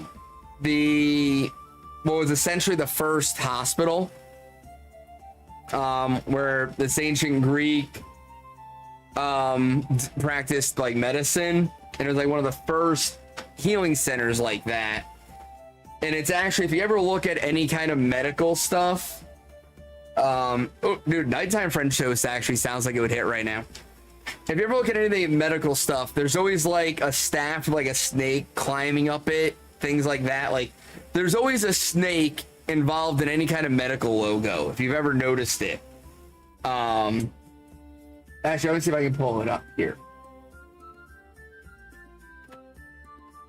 Okay, this thing.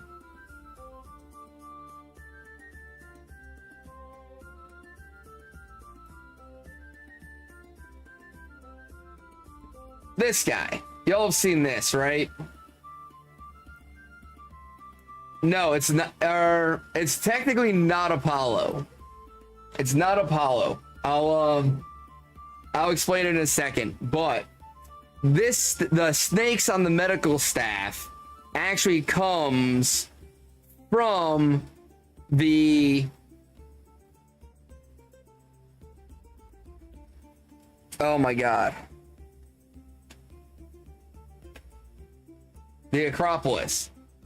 The snake thing actually originates from ancient Greece, from the Acropolis, right? It is the rod of Asclepius. Okay, and so it was Asclepius was the god of medicine and healing.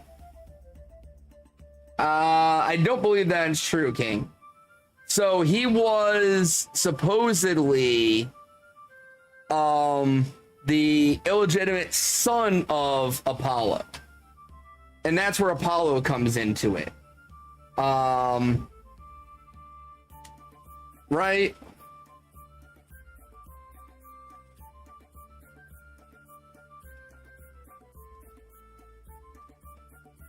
Oh no, that's what it was. So he was the son of Hermes, is what it was. It was the son of Hermes, and that's where the Hermes thing comes from. Dude, we learned so much, it's hard to remember it. But I'm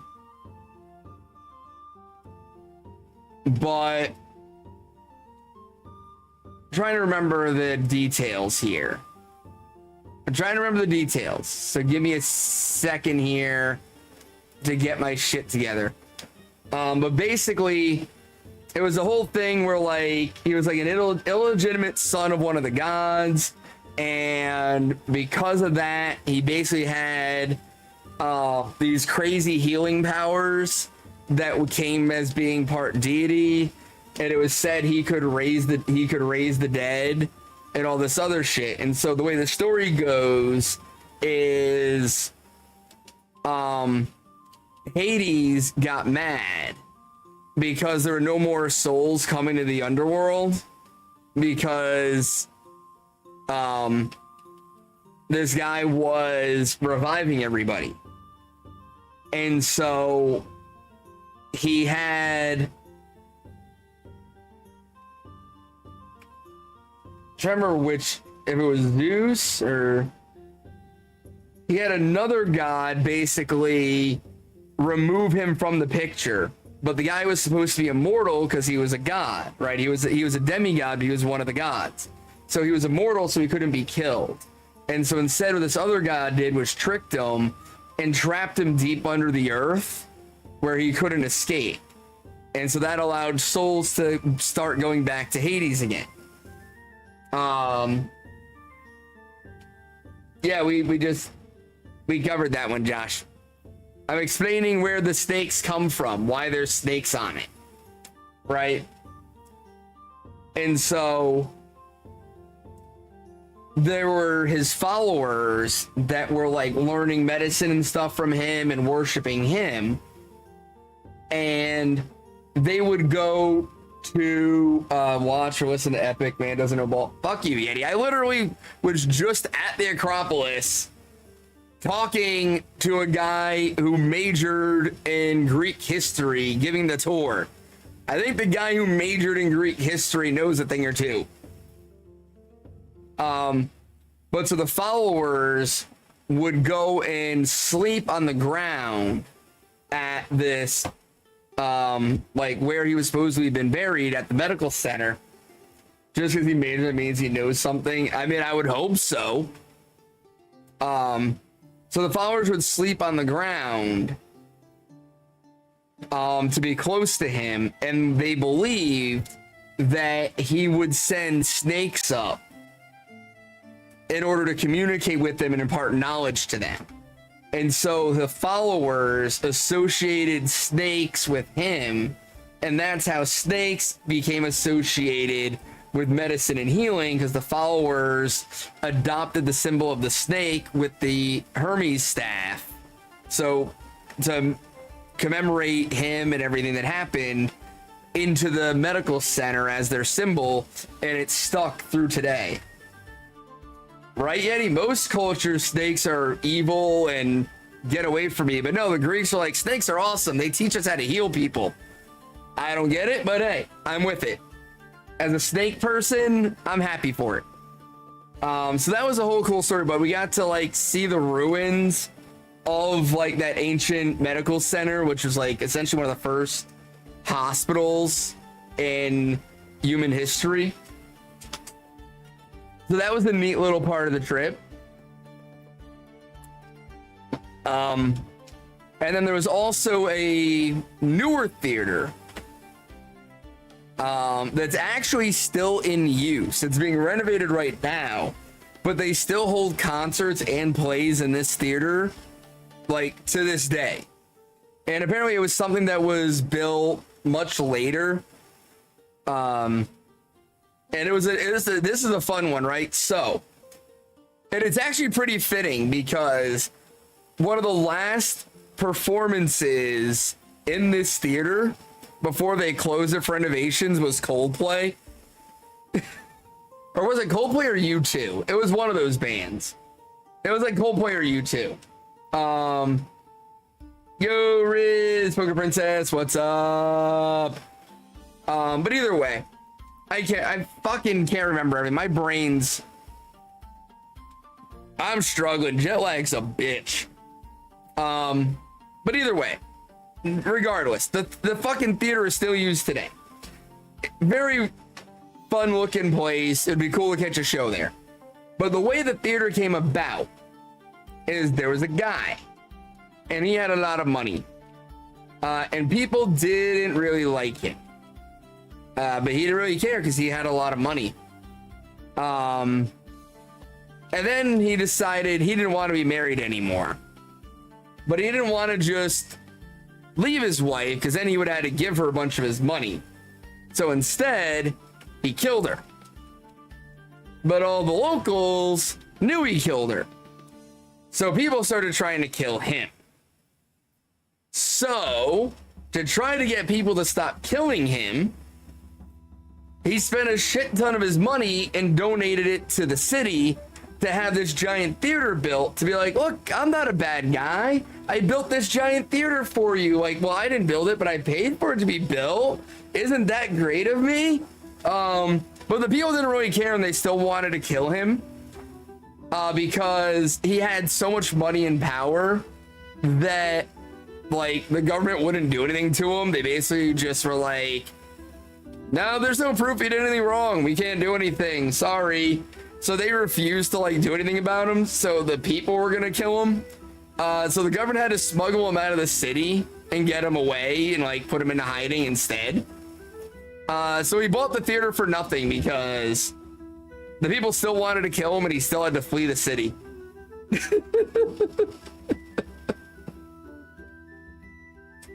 So yeah, that was a fun way to get a theater built, you know?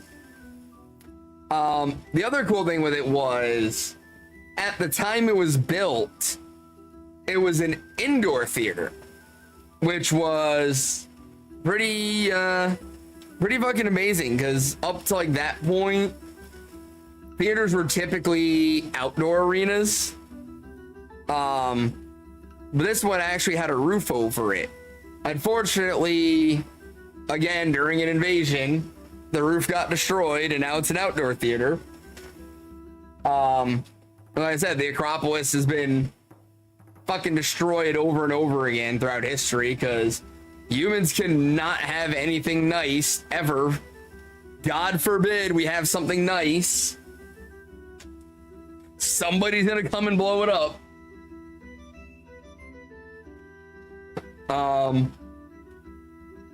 But yeah, so saw that, made our way up to the top of the Acropolis, and got up to the Parthenon at the top, which just, it was fucking hot out, okay? I'm not gonna lie. It was like 11 o'clock in the morning. It was like 98 fucking degrees out. It was fucking hot. I'm not even gonna front.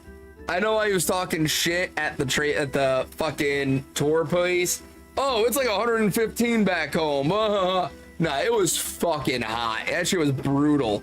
Fucking standing on top of the Acropolis and it's fucking almost 100 degrees out.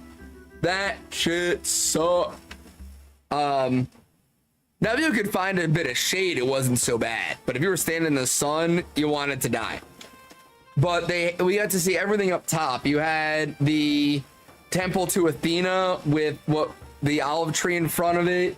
That was supposed to be like the first olive tree. Athena's gift to Athens and why the city is named Athens after her. There was a temple to Poseidon that was there. You had the Parthenon that's half destroyed because again, we can't fucking have nice things. We've got to fucking blow up the Parthenon. Fucking humans.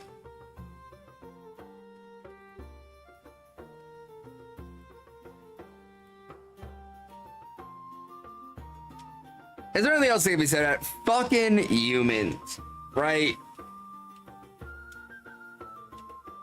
And as if it wasn't bad enough that all these like foreign enemies kept invading and everything else, the fucking Greeks went and like defaced the Acropolis. Admittingly, it's lasted longer than every other structure on the planet. Everything about China hasn't been blown apart. China doesn't really get messed with. I mean, it has lasted a very long time, despite many reasons to not last. It's kind of amazing it's still there at all, considering how much it's been through. But yeah, at one point, when the Greeks converted to Christianity, and the Greek Orthodox religion took over in place of the old polytheistic religions of the, Greek gods. There's several big holes in it, Josh. A lot of the new Christian Greeks felt that all the depictions to the ancient gods were blasphemy. Because, I am the one true God, thou shalt not have other gods, blah, blah, blah. Yeah, I know, I'm saying it happened many times. That place has gone through hell. But yeah, fairly recently, it got a bigger hole blown in it. But yeah, so a bunch of the new Christian Greeks decided that all the depictions of like Athena and Zeus and all that were blasphemy. And so the Parthenon used to have a whole mural around the outside depicting all the Greek gods, and a lot of those got defaced. They literally went up there with like hammers and like destroyed the carvings of the Greek gods. So even the Greeks themselves weren't able to have nice things.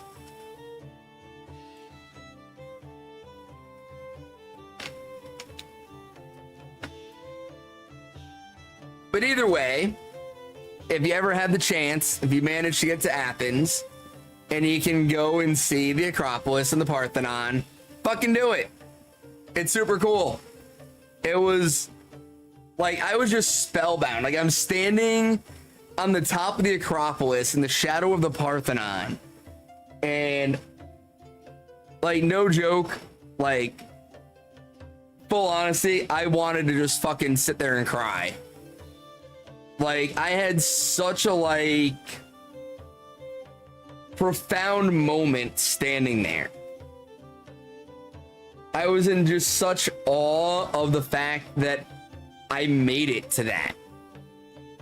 Like, I was here, I'm there. I'm standing in the shadow of the Parthenon atop the Acropolis. It was just such a surreal moment for me. And like,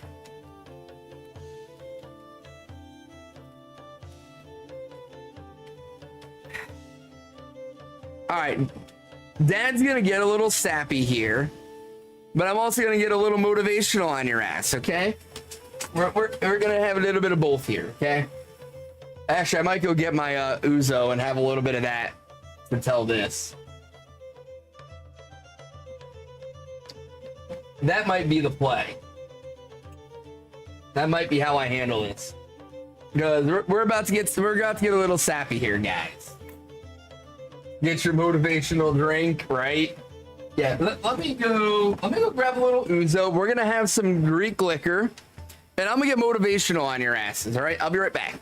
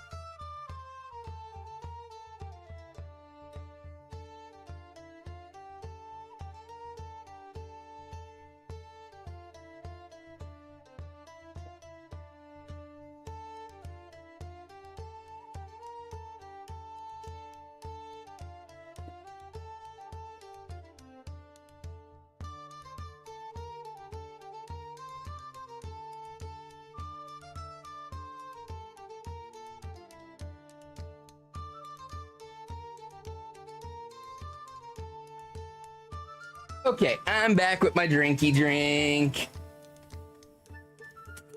But okay, so here's the thing, guys, all right? Here's the thing. And I'm gonna start with why it was such an emotional moment for me. And this is why I needed the drink. All right. I've been very open about this in the past. This isn't, if you've been around, this isn't new to you. But we do have some newer people that might not be as fully aware. All right. I've had some pretty severe issues with my mental health over the years. I've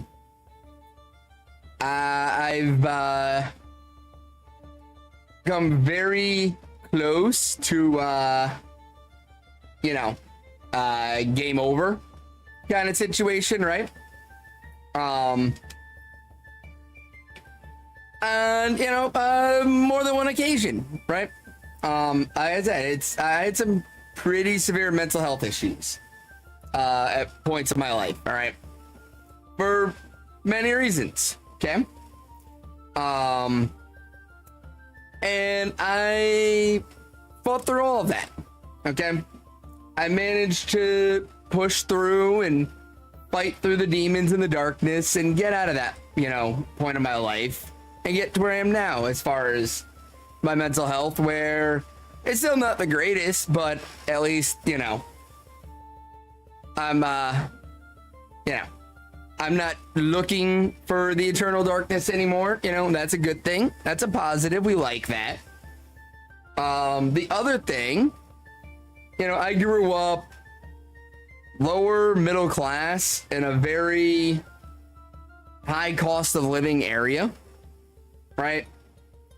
Like, I was raised by my aunt and my uncle. My aunt was a bank teller. My uncle was a plumber. They made decent money. Not for where we lived though. Like, we made enough to survive, right? Like, we owned my parents owned the home that I grew up in, but they pretty much worked their entire lives just to make the mortgage payment, right? We didn't have a lot of extra money. My dad worked 2, sometimes 3 jobs for a good portion of my childhood, right? He would work 7 a.m. to 3 p.m. for a company, and then he would work 3 p.m. to 7, 8 p.m. for himself and go out and do side jobs. And then for quite a bit of my childhood, he would work an overnight job as well. So yeah, he was always working, right? And this is like all just to like pay the mortgage, right? We didn't exactly have a lot of money. So needless to say, Arthur was not going on any overseas vacations as a kid, right? The fam couldn't afford that. The fam really couldn't afford vacations in general.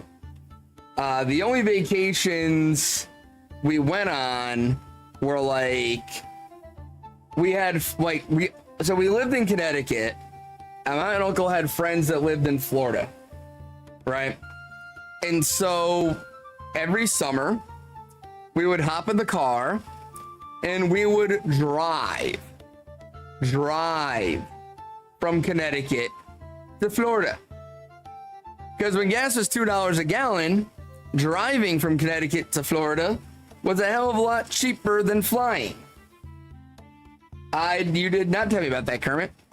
And so yeah, we would drive to Florida and we'd spend like 2 weeks at our friend's house because we didn't have to pay for the hotel there, right? We got to stay there for free. So the trip only cost a couple $100 for a family of 3 to spend 2 weeks in Florida.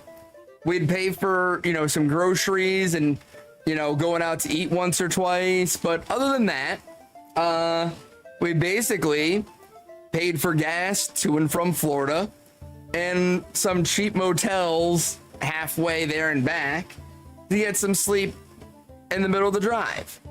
Super cheap vacation. Maybe $1,000 for a family of 3 to spend 2 weeks in Florida.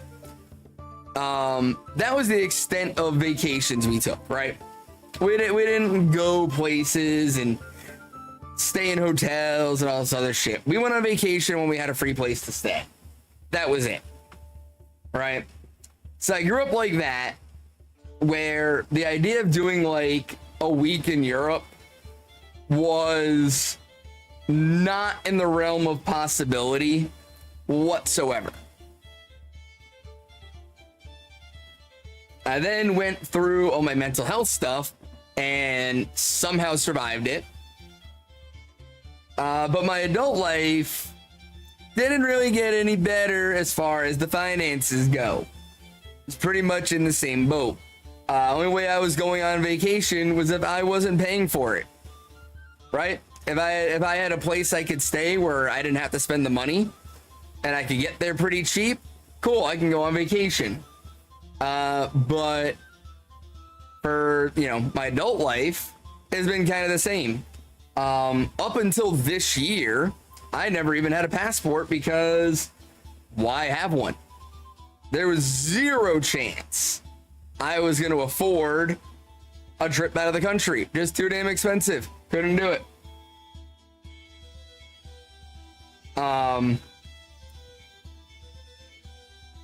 But I tell you all that so you understand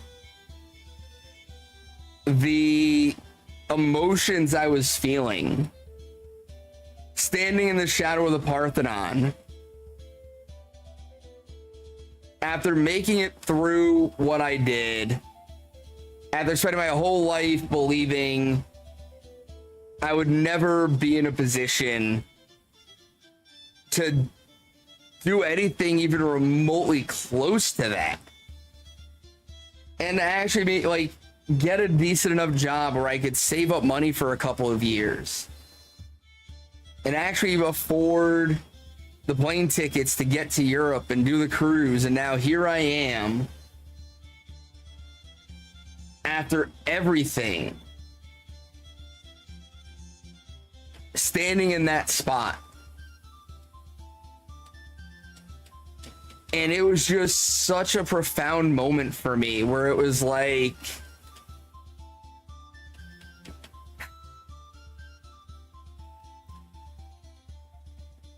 it was how to standing there with Book, with my arm around her, looking up at the Parthenon, and just staring out over the city of Athens and into the Mediterranean Sea. I finally had that moment where all I could think was, I'm so happy I'm alive to be here today.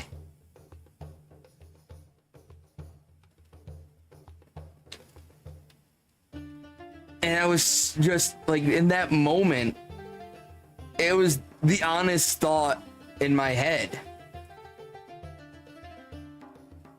All I could think standing there was, I'm so happy I'm alive today.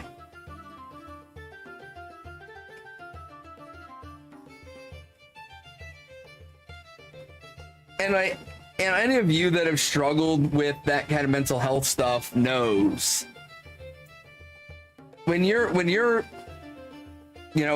with that stuff, when your mental is that bad, that kind of thought doesn't pop in your head. You know what I mean? You don't have those thoughts. You have the opposite thought. And it was just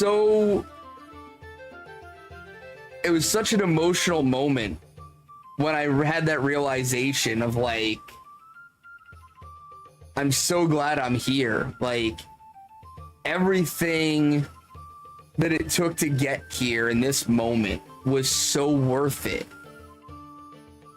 Because if I had given up at any point in anything, whether it was the mental health or the, job aspects, college, whatever, everything that I had fought through in my life, every time I had just said, no, take one more step.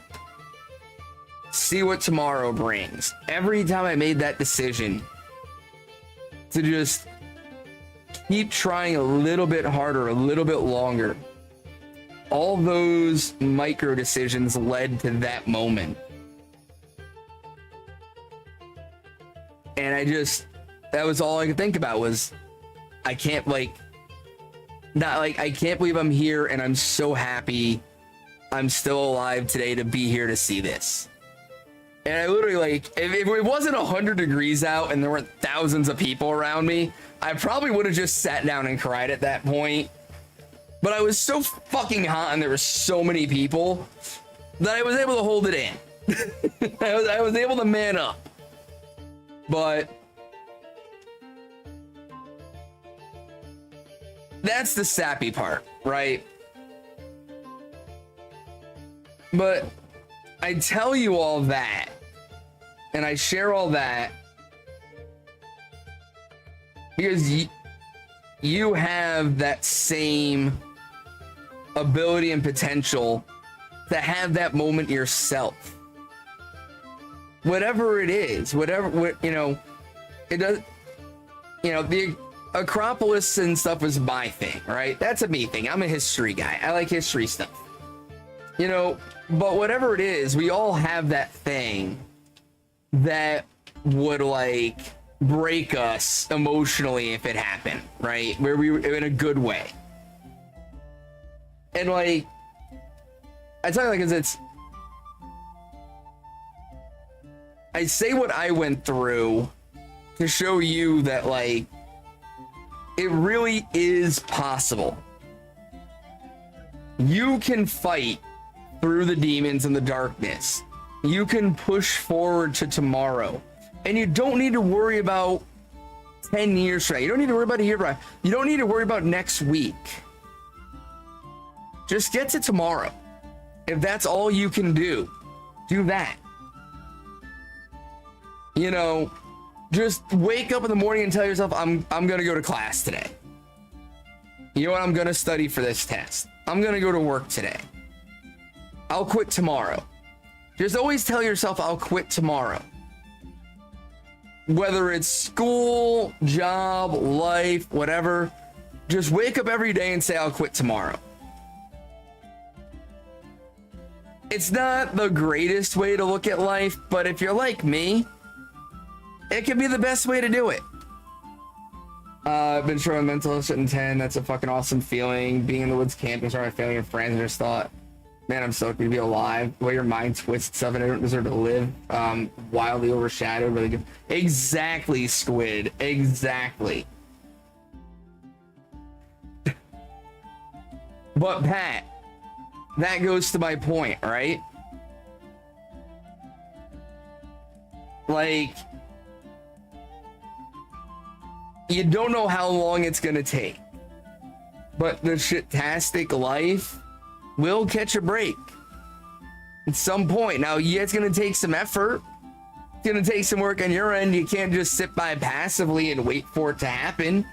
You gotta make your own moves. You gotta do your own thing to, you know, bring that luck and to enact that change yourself.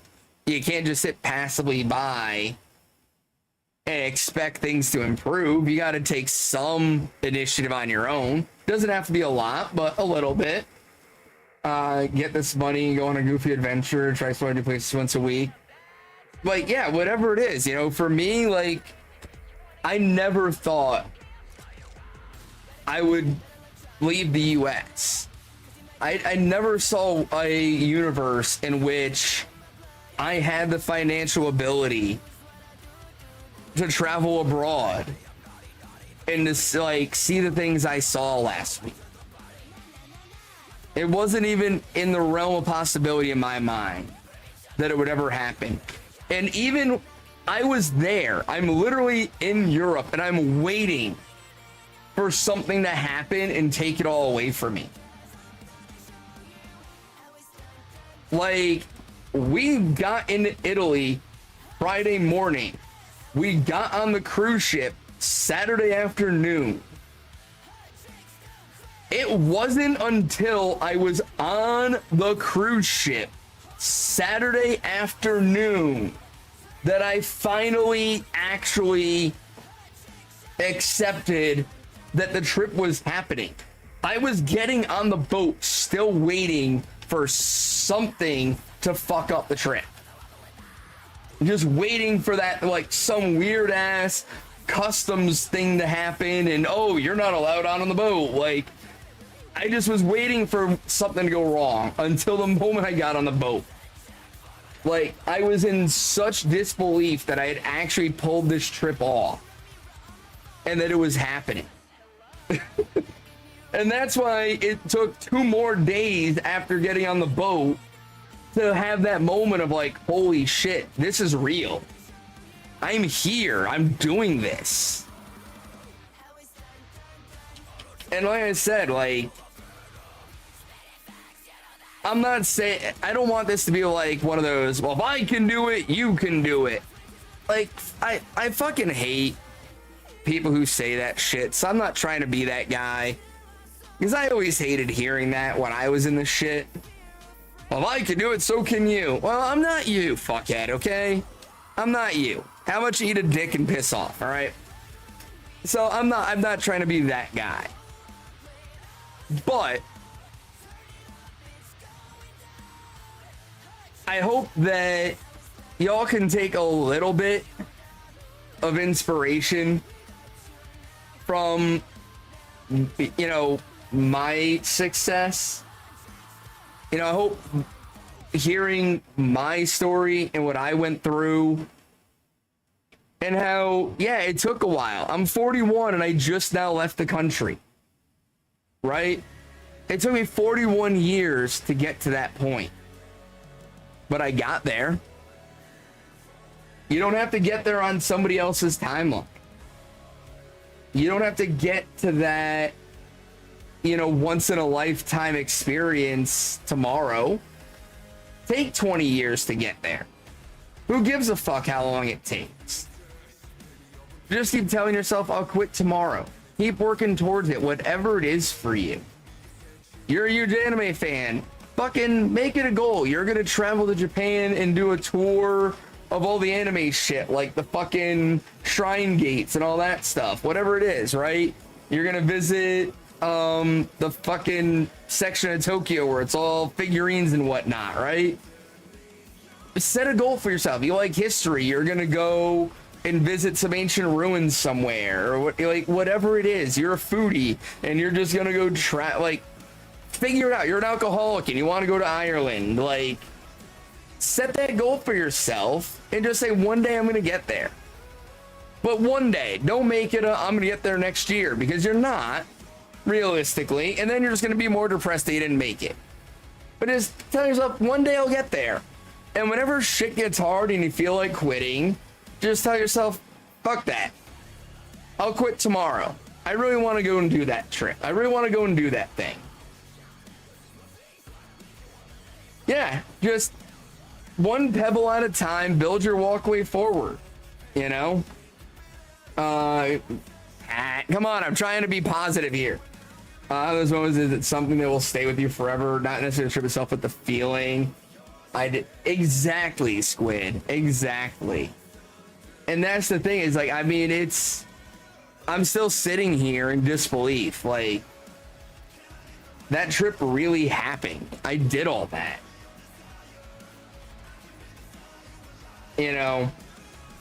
And like, I've always been big on history. I haven't studied ancient Greek nearly to the extent I want to. I have a very base knowledge of it, but I have a massive appreciation for ancient civilizations and the things they were able to accomplish and the things they built and things, you know, and along those lines. And so to stand underneath the Parthenon that has stood for millennia and stand under that structure and look out over the city, to me, was just such a euphoric moment. And like I said, it just brought, the only thought I had was, man, I'm so lucky I lived long enough to see this. And it just put everything into perspective, and it made all the bullshit mean something. You know, like earlier when I said like everything was worth it, maybe not. Maybe let's not go that far. Maybe it wasn't worth it, but all the bullshit I put up with now meant something, because it all led to that moment. And so just fight for that moment, guys. Like, whatever that moment is for you, whatever, and you don't know where it's going to come from. I can tell you 100% truthfully, I did not expect to have that moment at that spot. That wasn't an expectation. I just thought seeing the Parthenon would be really cool. And so I booked the tour to go and see it all. I thought that would be a really cool thing. But after the whole tour and learning about Thespis and the medical stuff and the theaters and the, you know, the founding of Athens and the goddess Athena, and, you know, the tour guide going, all right, we're going to take 10, explore to your thing, and then we're going to meet up and go to the museum. And after everything that happened over the last 2 hours just settled, that was the only thought I had. And it wasn't expected. It wasn't planned. I wasn't, you know, I didn't go on that tour and on that trip thinking it was going to, like, oh, this is going to fix me. Like, no. Getting really hella drunk or buying a bunch of gaming ammunition. Why not both, Pat? Why not both? But yeah, to sum up my rambling TED talk here on mental health, give you a really good piece of, it's all right to live for your family, but live for yourself, live for those experience places you go. If you don't think you'll make it to those places, you'll get somewhere eventually, somewhere unexpected. Sure, but it's somewhere you never thought you'd be. Never expected ever. Here I am, several years later. Exactly, Squid. Fucking exactly. That's exactly what I was just saying. Do, like, fight to get to those places. And you might not get there, but you'll get somewhere. I still need to figure that out, Kermit. It's been way too hot to even consider that lately. But that's the thing. eventually you'll find yourself in a place you never thought you'd be. And once you get there, it'll fuck with you in a good way. And that's what happened to me at the Parthenon. I found myself someplace I never thought I would be. And it just had that epiphany, that just moment of euphoria. And fucking hey, man. I'm so glad I pushed through. Squishy Squid came out. I like Squishy Squid. But dude, I love Ouzo. The taste is so weird. It literally tastes like a black jelly bean, but I fucking love it.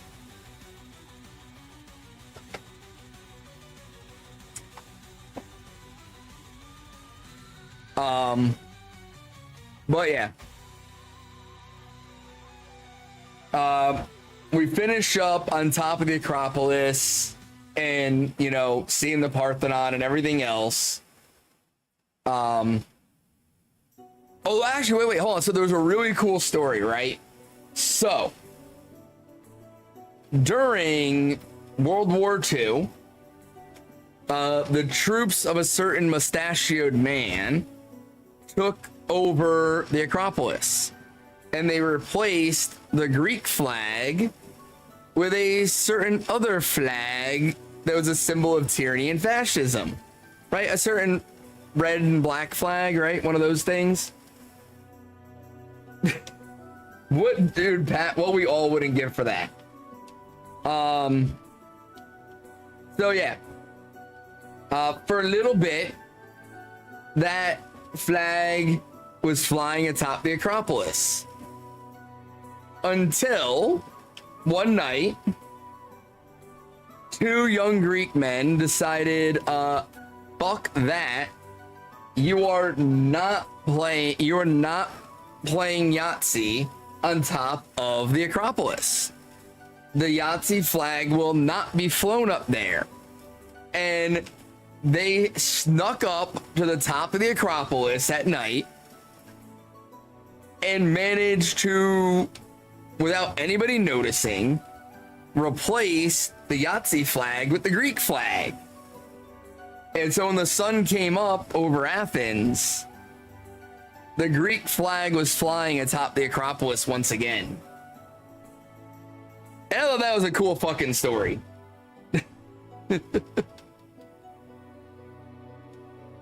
But from there, we finished up with the Acropolis tour, and we headed back down the hill to the Acropolis Museum that's built at the base of the hill. Fuck yeah, they were squids. Now, fun thing with the Acropolis Museum. The museum is built to the specs of the Parthenon. So like the length and width of the Parthenon is the length and width of the Acropolis Museum. And then everything in the museum is all relics that were recovered from the Acropolis. You know what, Pat, when you're right, you're right. And so like when you get into the museum, the bottom floor is like, there's like 3 or 4 stories. And like, it basically goes in like chronological order. Like the relics from the Acropolis that are the oldest are towards the bottom. And then as you get up towards the top, they get newer and newer. And on the top, they basically got a, I'm trying to think how to describe it, but they've got like all the old like monoliths from the Acropolis, all the different tablets that used to line the outside of it up at the top that told the story. They have all those set up, and some of them have been restored in some way. Some of them are just how they've been recovered.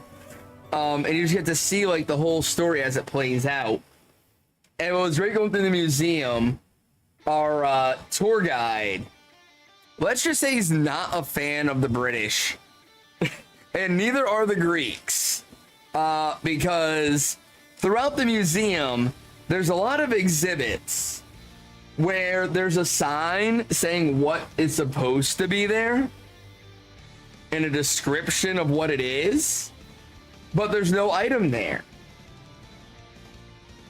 And the reason why there's no item there, but they know exactly what's supposed to be there, is because the item is at the British Museum of the National British Museum. And so the Greeks have literally set up the fucking exhibit for the item as like a way of protesting the British maintaining ownership of the relic. And so literally everybody that goes through the museum goes, where's this? In Britain. Why is it in Britain? They stole it and won't give it back. Like, not even subtle at all about it. And like the tour guide did not pull punches. We'd go and be like, all right, and here is supposed to be this, but the British have that. We're hoping they'll give it back to us soon. We did not give them permission to have it, but they have it. And hopefully, yeah, no, we would really like it back. Fucking colonizers. So yeah, that was a pretty interesting thing, how open they were about their hatred for the British.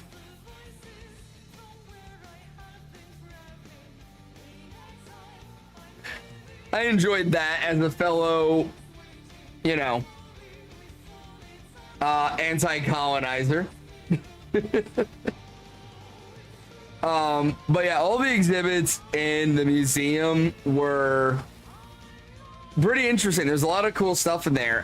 Something that I didn't realize prior to the museum. Apparently, the ancient Greeks did a lot of trade with Egypt.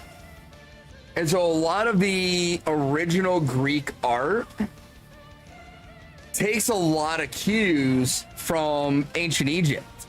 So in a lot of the original Greek art around the Acropolis that's been recovered, there's a lot of like various Egyptian influences to it. So like sphinxes, the all-seeing eye, things of that nature. Yeah, no, that definitely makes sense, Yeti. But like, I get like from a trade perspective, but I didn't realize how ingrained in the Greek culture Egyptian stuff was, that it influenced the ancient Greek art and architecture the way it did. Main part of the book series called the Crane Chronicles.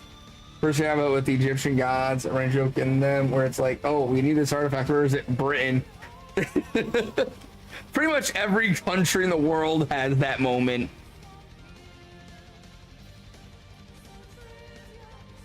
But yeah, so that was something that was super cool, seeing like, you know, the original sculptures that were made in Greece and seeing the Egyptian influence in them, and then seeing the gradual improvement in the art form and the sculpting and the carving, and seeing it take its own identity and become Greek art and not the Greek version of Egyptian art.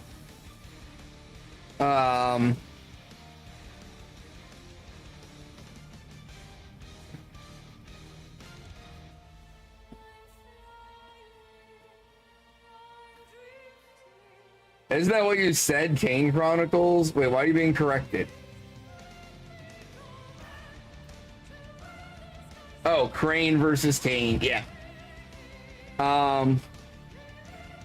But the whole hell yeah, Pat. So the whole museum thing was pretty interesting. A lot of neat things there. But one of the coolest points of the Acropolis Museum is the bottom floor, a lot of it is glass.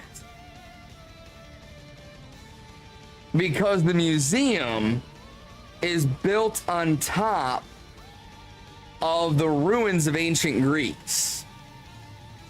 And so underneath the museum, they're still excavating these ancient Greek buildings from the original city of Athens and the ruins of these buildings. And so as you're walking along in the museum, you can look down through the floor and see, you know, the walls and the rooms and all the different, you know, things.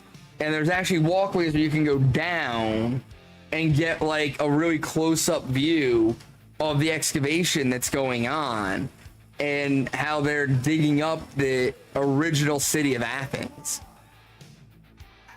And I've never even seen anything close to that cool in a museum. Like, you're gonna build the museum to the specifications of the Parthenon, and then you're gonna build it over, literally suspended over the ruins of the ancient city, where you can excavate the city from underneath the museum. Super fucking cool.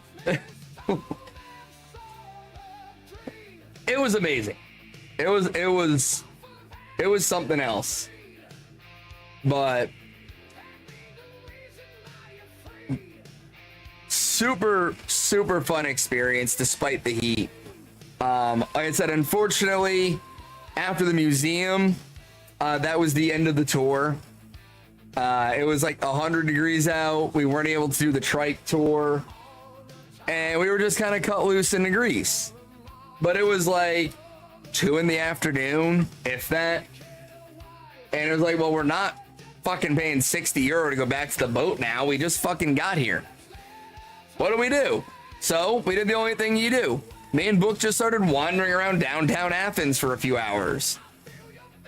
Because what else were we gonna do, right? We just started walking down random streets, just seeing what was there. We found this little restaurant that looked good. Super! Yeah, we found this little restaurant that looked pretty cool. Went in, we had some heroes and some souvlaki, some local wine, a local beer. We also had these, they were like puff pastries that were filled with feta cheese and then deep fried. Oh my God. The food was so good. I can still taste it.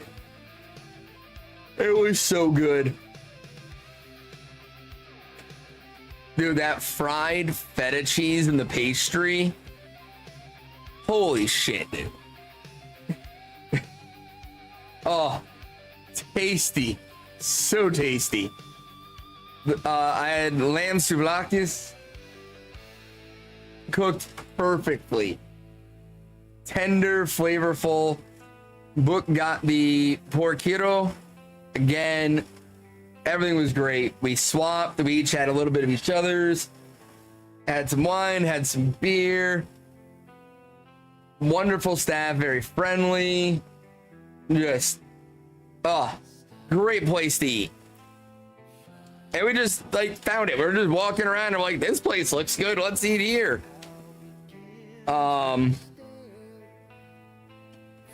Absolutely perfect way to do it.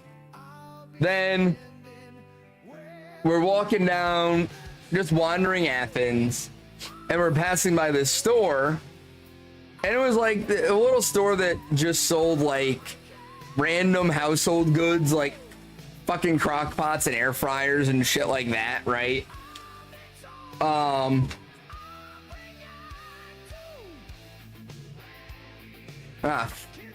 Fuck.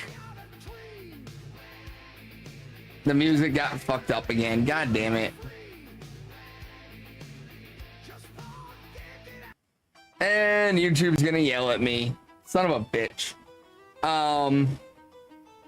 But so we're walking by the store and Book sees there's a hair straightener in the window. And she'd been bitching since we left, essentially.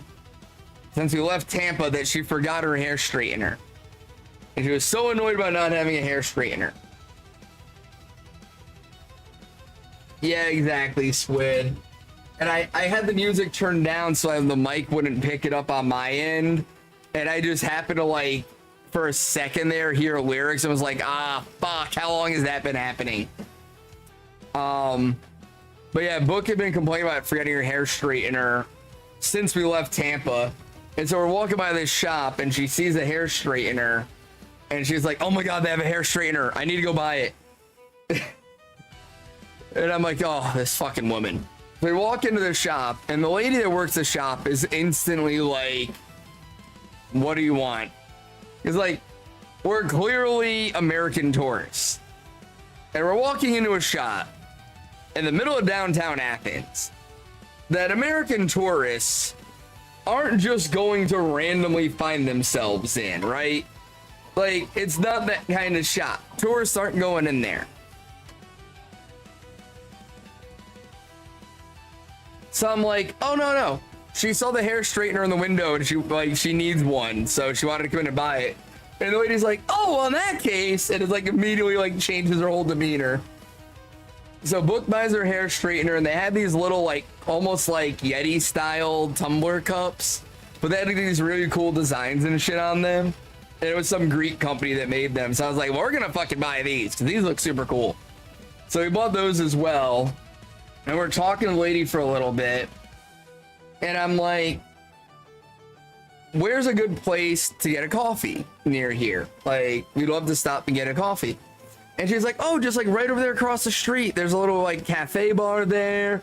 You can get it to go. You can sit at the counter. They're super nice. They make great coffee. That's where I usually go. And so I was like asking her like the proper etiquette for getting a coffee in Greece. Because in Italy, they're coffee snobs. I'm gonna just be honest. It is what it is. They're coffee snobs. You get a cappuccino. You get it hot. You sit down at the cafe and you drink it. And you do this before 10 a.m. That is the only way to enjoy a coffee in Italy. You can get a decaf coffee later on at night after dinner. But you only get a cappuccino in the morning. You only get it hot. Anything else is unacceptable. And they will deport you if you try to do differently. That might be an exaggeration, but it wouldn't surprise me. So I was just, before I went to the coffee shop and embarrassed myself, I wanted to understand the coffee etiquette. What should I order? Like, what's the Greek thing to get? If you were going to go over there and get a coffee right now, what would you get?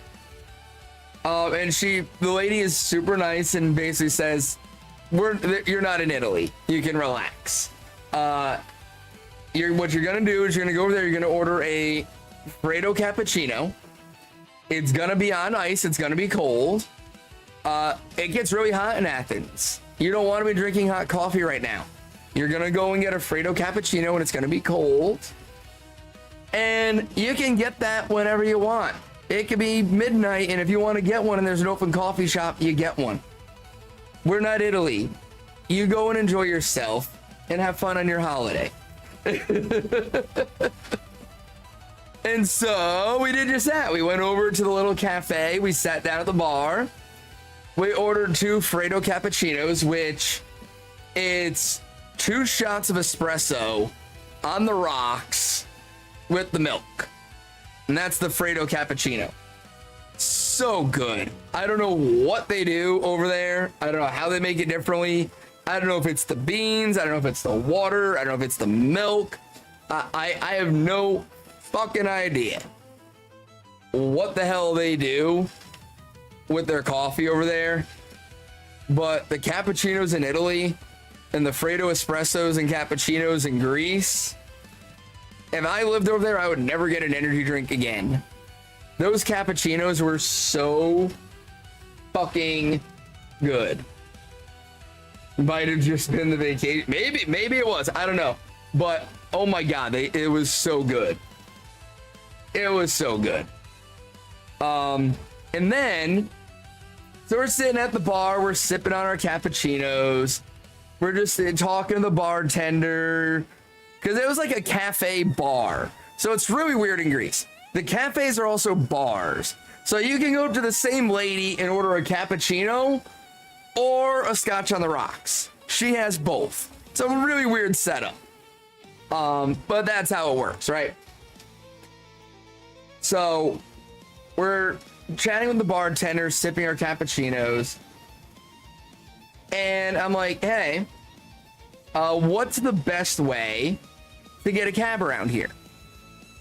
And she's like, well, if you're looking to go back to the cruise port, we can call you a cab. And I was like, oh, no, like, we're not going to go now. Like, we're going to go walk around the city a bit more. We have time. But I'm just curious, when we are ready to call a cab to go back to the cruise, right? What's the best way to do that? And she goes, all right, what you're going to do, you're going to download this app. And so she has me download this app that was basically like the Greek version of Uber. And so me and Book finished our cappuccinos. We said our thank yous and we left and walked off into the Athens downtown. And we're walking around the city for a while, just taking it all in. Hey, Squiddy! Fuck yes! Let's go, Squids! Mucho congratulations, senor.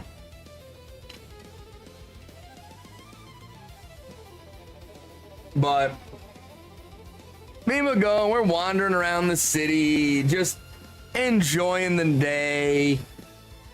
And then eventually, the heat kind of gets to us. And we're running out of shit to see. It's like we couldn't go to any more like landmarks or anything like that. Because we didn't have the time for it. So we were basically just wandering the city at this point for hours. And it was like 5 o'clock and we were supposed to get back on the boat by 7. And so we were just kind of at that point like, you know what? It's been a good run. Athens was fun. But it's time to call a cab. So I pull up the app. I request the ride back. Keep in mind, the cab driver in the morning charged me 60 euro to get us to the Acropolis, right? 60 euro to get there. I open up the app that the bartender chick told me. I put in our location where we're at. I request the ride to the cruise terminal. 17 euro to get back to the cruise. After being charged 60 to get into downtown Athens. It costs 17 to get back.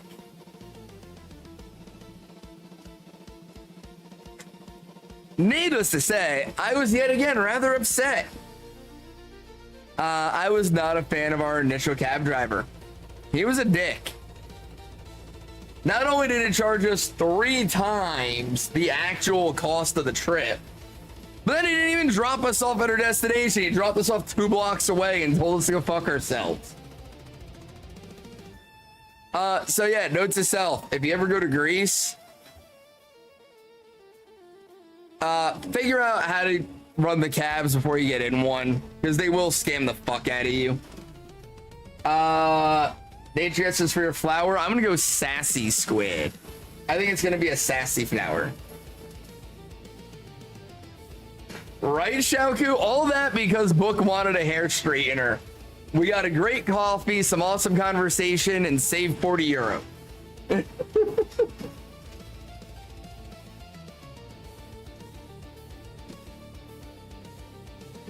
But was overall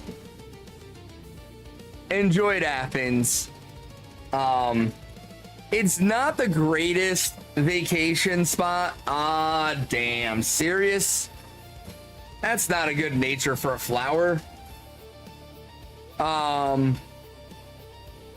Athens was a nice place to visit, and there's still a lot of historical stuff there that I would like to see one day. And so I definitely would go back to Athens. However, it wouldn't be a long term.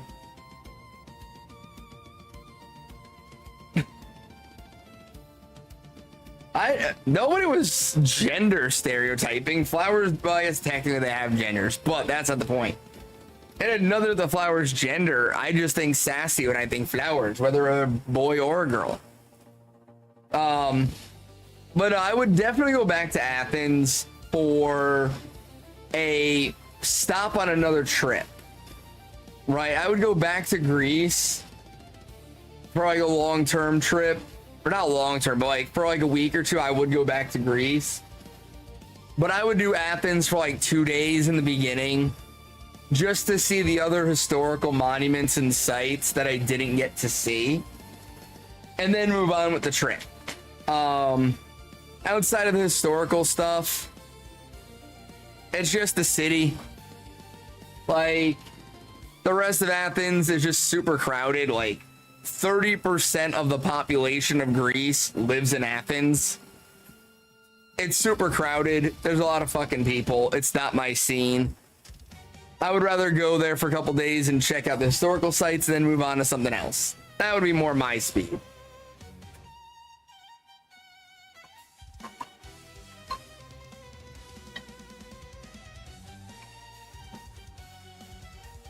Dude, how do I not have this Sizzlipede yet? 17 fucking hundred and it hasn't shined. What is with my shiny luck? It's like I either get it in like 50 or 5 times, like way under or way over odds. There's no middle ground. You named her Sassy for me? Well, thank you, Squid. I'm happy you got your under odds hunt out of the way. Much better than your rookity hunt.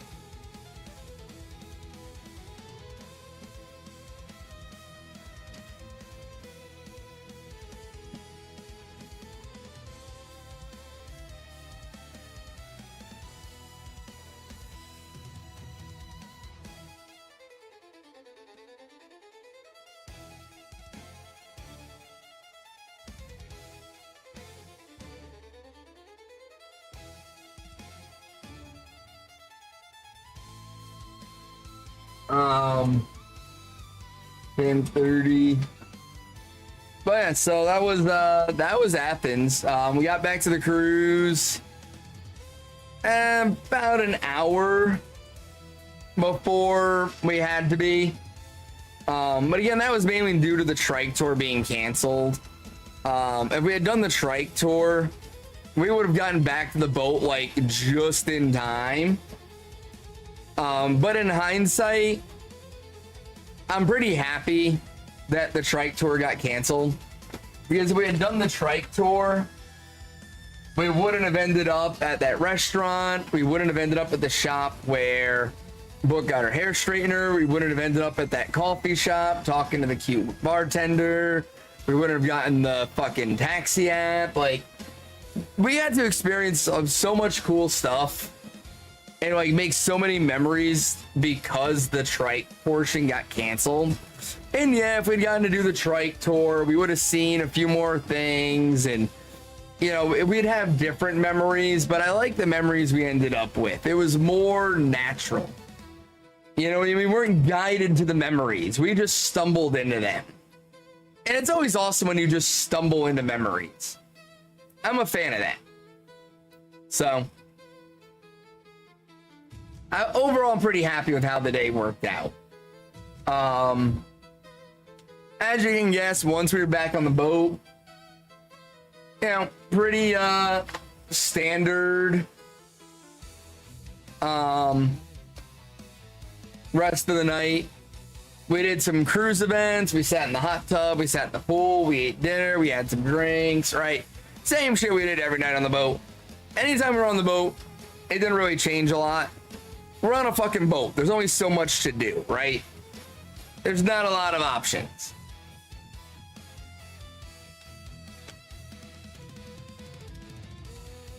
Now, I will say the fun part was from 5 to 8, they would do $6 margaritas. And we didn't get back on the boat until like 7 a lot of nights. So we would just be sitting in the hot tub just pounding $6 margaritas, trying to get drunk while it was cheap. Because outside of that, every drink on the cruise was at least $10 pretty much. There were some beers that were like $9.50, right? But the drinks were $10 a piece. So when we could have 2 for basically the same price, we were all in.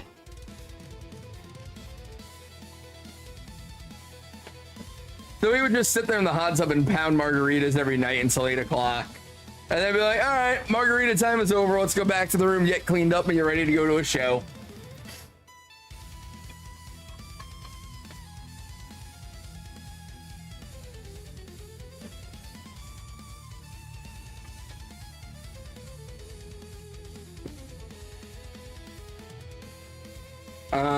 What time is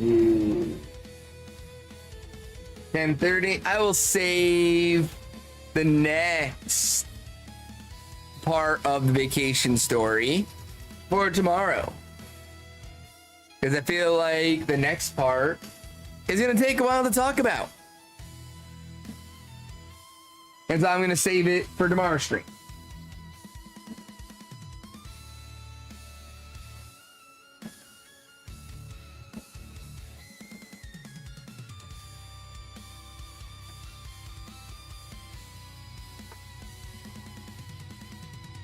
Now, what I don't want to save for tomorrow's stream,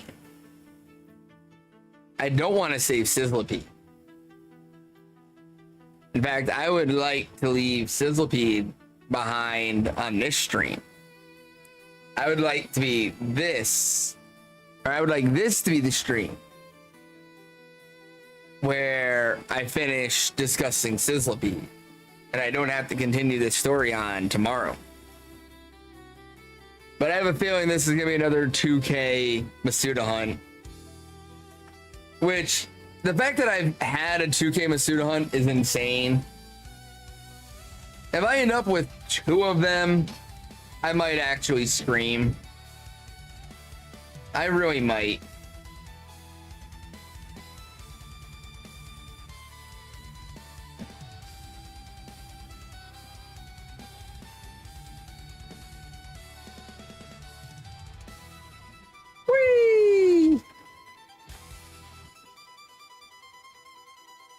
But congrats again, Squid, on your flower. So Squid, do you know what your next target is going to be on your badge quest?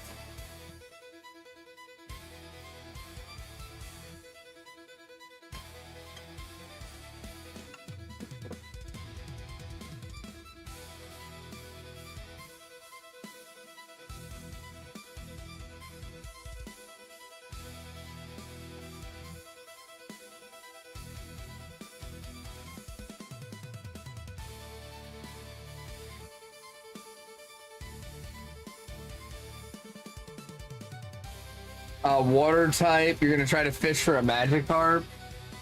Ooh, that's gonna be tricksy. That's going to be very tricksy indeed.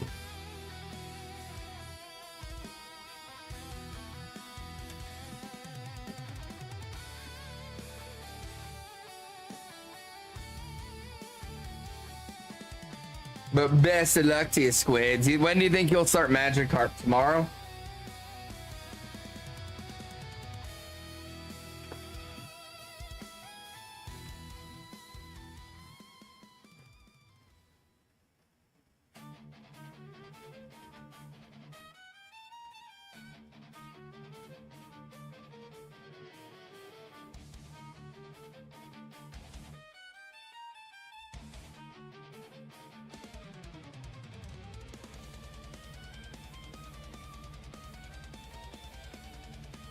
I'm getting very sleepy.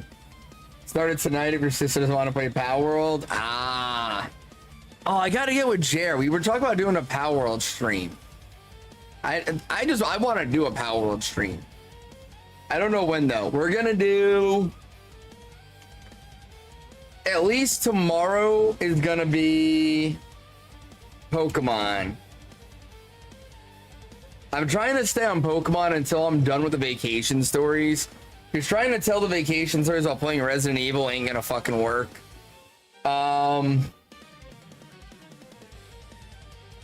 probably do Pokemon tomorrow and Friday. And that should get me through all the vacation stuff.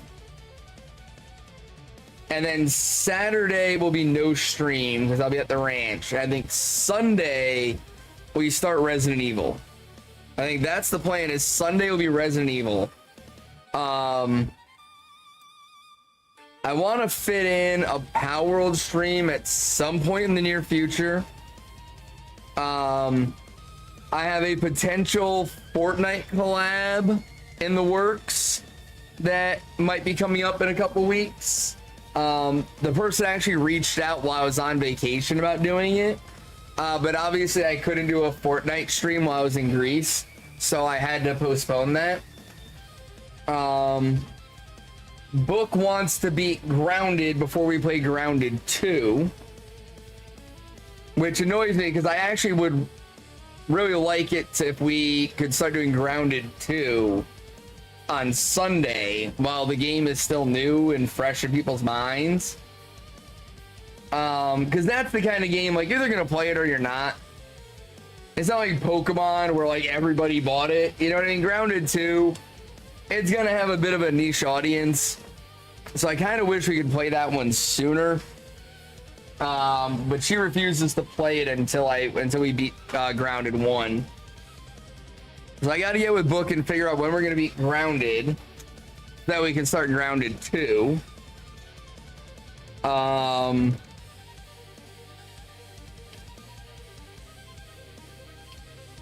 I don't know, a lot of stuff coming up, and I have no idea how I'm gonna make it all work and how I'm gonna fit it all in. Like I said, the problem is doing, you know, 3.5 hours every night doesn't leave me a lot of time to fit everything in that I'm trying to do, right? Like, I'm trying to beat Resident Evil 4, the remaster, and then I want to beat Elden Ring. I want to beat Grounded. I want to beat Grounded 2. I've still got to do a Fatal Bullet stream. I've still got to finish Baldur's Gate 3 at some point. I've got like 3 different Assassin's Creed games I want to play. I've got, I think, 2 different Far Cry games I want to play.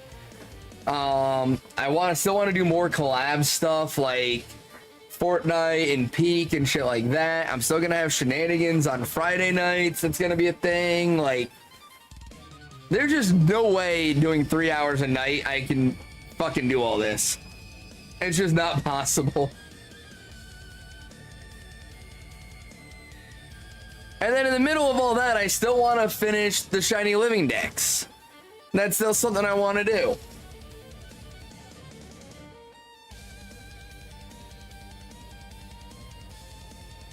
Content for years? That's what I'm hearing too, Yeti. That is a valid argument. I'm kind of hearing that myself now that you mention it.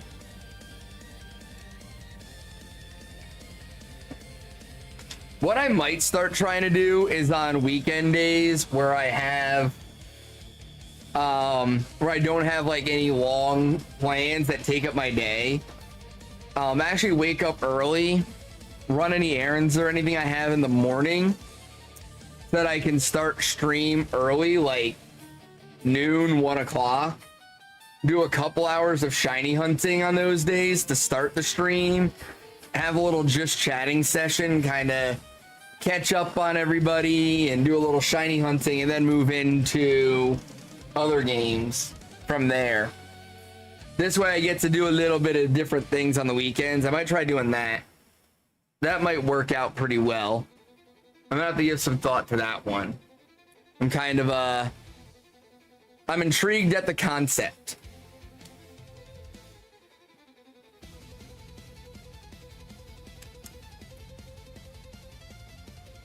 Oh wait, Yeti, you saw all the new emotes, didn't you? Did you see them all?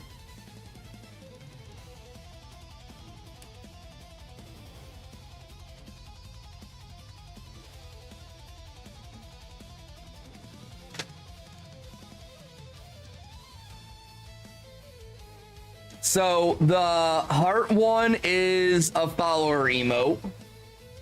The munching on cookies one is for people who have gifted 1,000 bits.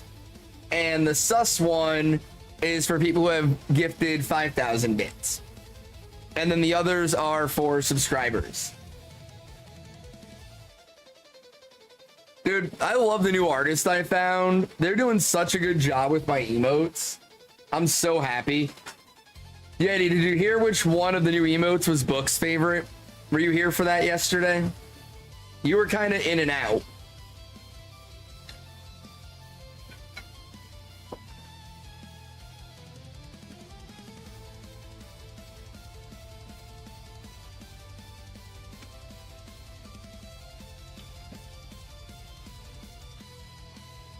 Oh, so I was showing Book all the emotes, and he goes, "Ooh, I like the one where you're dead."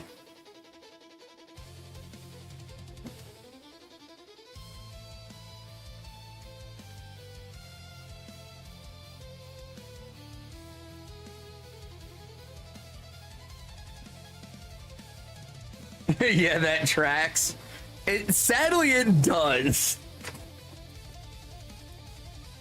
Were you here when I was telling the story about how I told Book when we were in Greece that the day she hands me divorce papers is the day I apply to immigrate to Greece?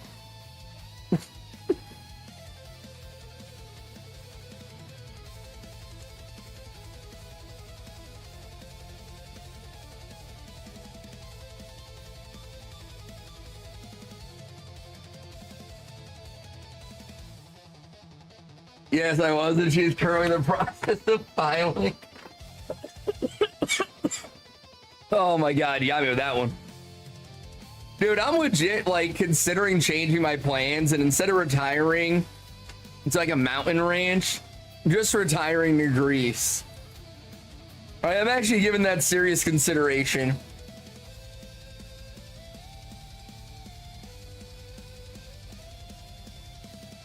Buy a little olive orchard somewhere and just spend my golden years up in the mountains picking olives.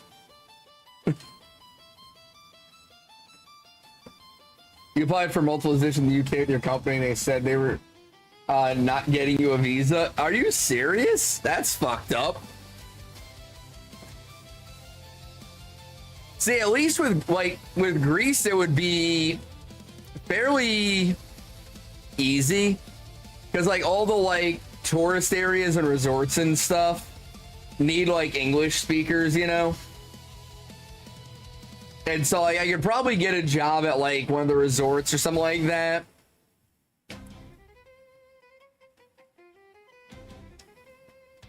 That would probably work out.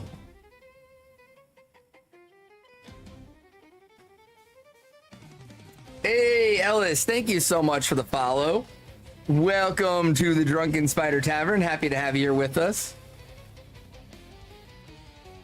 Hope you're having yourself a wonderful night.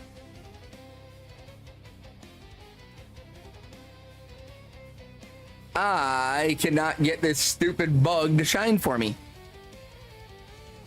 Which one of those Souls games? Like, man, there is a new one for free on Game Pass. It doesn't. Really? You don't like those games? Elden Ring is hard, but it's a lot of fun. I'll probably at some point go back and play the other Dark Souls games, or at least like the newer ones, you know?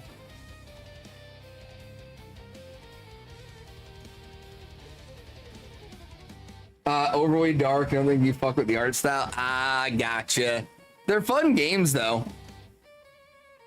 But how you doing, Ellis?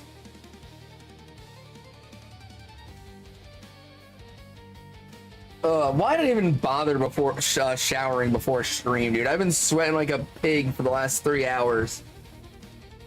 I'm gonna need another shower before I go to bed.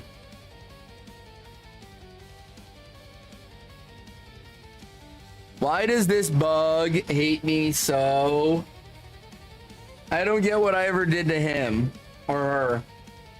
I don't know which it's gonna be. I don't even know that it's ever gonna shine. This is 1730 on a Masuda hunt is criminal. It really is.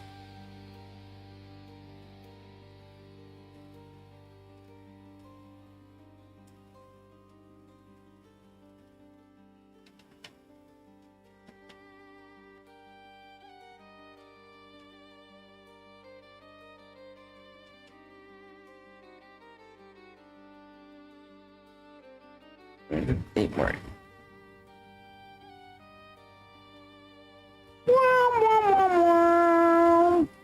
Where's my music at? Okay, I got plenty of time on it. I don't gotta worry about that playlist ending.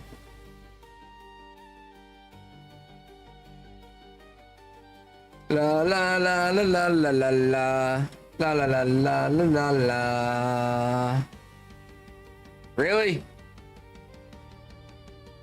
So one thing that was interesting on the cruise, I think I told you yesterday, was there was a lot more Americans on the boat than I expected there to be. Like, I think there would be some, you know, I think there'd be some Americans who had the money to, like, do all that.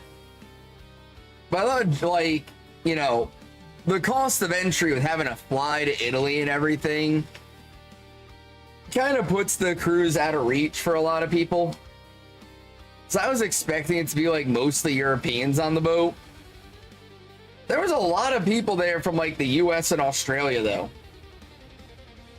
And even like a lot of like just like Asian people too. Like people travel quite a bit to get on that cruise. I really didn't see anybody that was like kind of local that would like go on the cruise. Like everything that was on there flew a long time to get on that boat.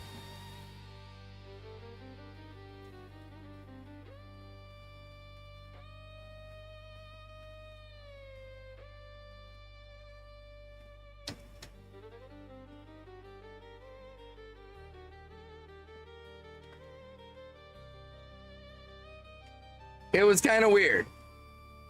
It was unexpected. I guess that's a better word. Not weird, but unexpected would be the better phrase.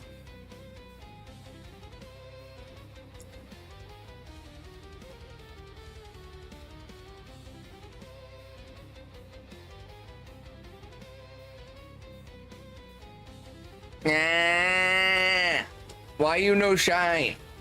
Why? Shine for me. Ah.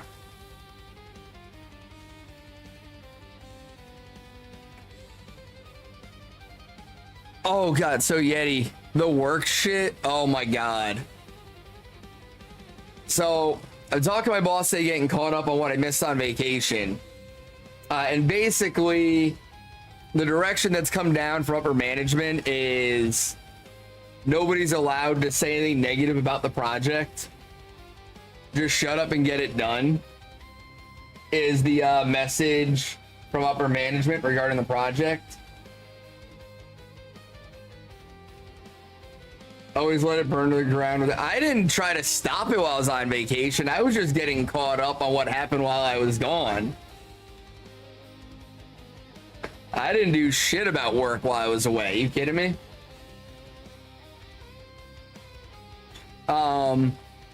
So that was number one. Then I'm talking to my boss's boss because I got like put in charge of something new. I didn't ask about it. What makes you think I asked? He messaged me and said, hey, welcome back. Schedule some time with me tomorrow. This was yesterday. He's like, schedule some time with me tomorrow so I can fill you in on what happened while you were gone. I wasn't given the choice not to. I didn't ask. He told me there's a difference. But I'm talking with his boss and I find out because I was like, I got kind of thrown into something that like my boss's boss has been doing, but like he doesn't really have the time to do it. He's got so much other stuff going on. So my boss voluntold me for the job. And so like, I was talking with, you know, the director about the situation. And I was like, so I just want a confirmation. Is this how this is going to work? And he goes, well, not really. I'm like, what does not really mean? He goes, well, they kind of lied to us. He's like, so when we agreed to use them, they told us that this was how the system worked. Turns out that's how they plan on the system working eventually. But that's not how it works now. So we have to do a bunch of other bullshit in order to make the system work for the way we're going to use it until they get around to making the system work the way that they told us it already works. And I'm just like, oh yeah, you know, just one more reason why I told you not to fucking select this software to begin with. Nobody listens to Arthur though. Told everybody like 8 fucking months ago this was gonna be a shit show. Nobody wanted to listen. And now that it's a shit show, everybody's all upset.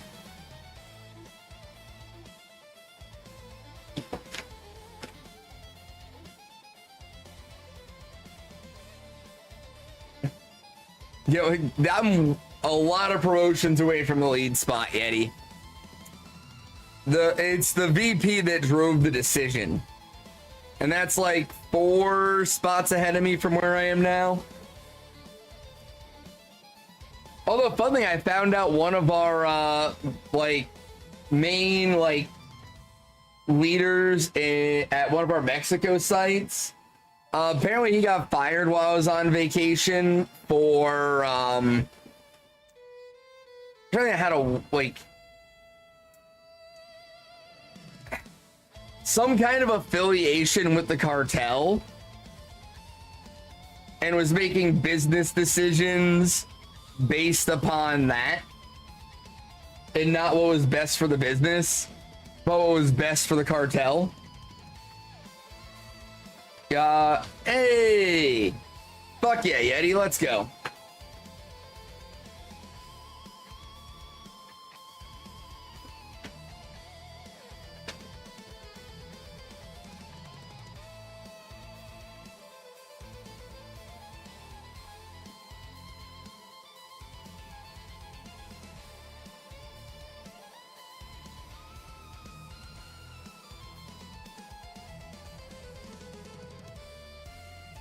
I mean, I don't know which cartel. I just know he got terminated for doing something with the cartels related to business. So that's interesting.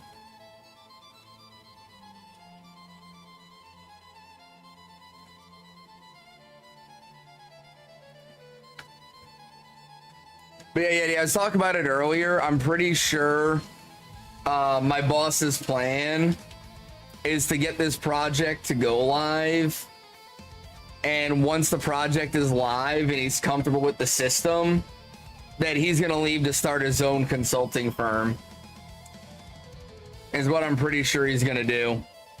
Unless things drastically change in the company between now and then. Yeah, I'm not a fan of it either. But it's the term. It's the accepted vernacular.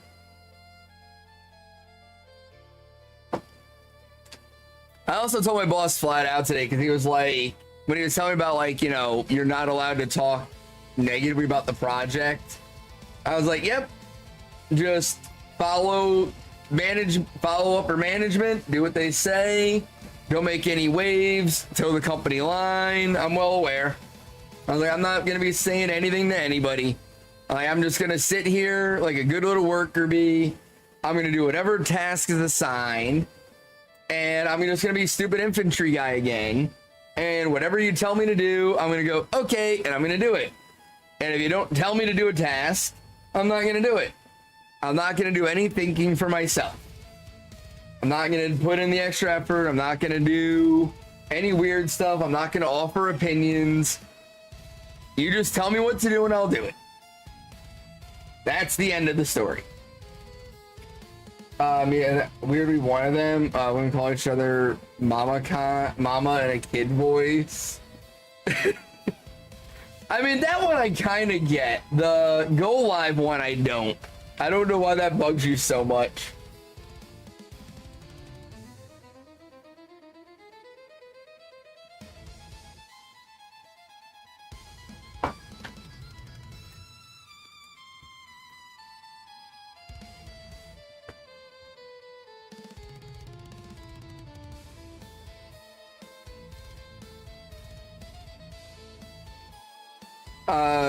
Say live, just say project start. Well, but it's not project start, right? Because go live is actually like project end.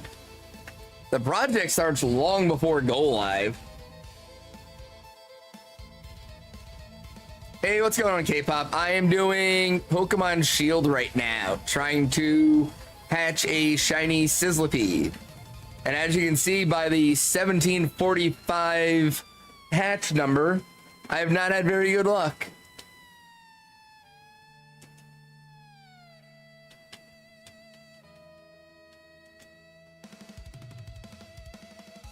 Now I'm good, K-pop. I like getting my own.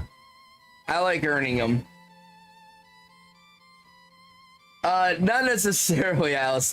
Talking about like business vernacular. Well, thank you, K-pop. So like in the business world, when you have a project you're working on, go live is the date that the project actually goes into production and you start using whatever it is that you were working on. The new system, the new software, whatever it is, the day that you start using it is the go live date.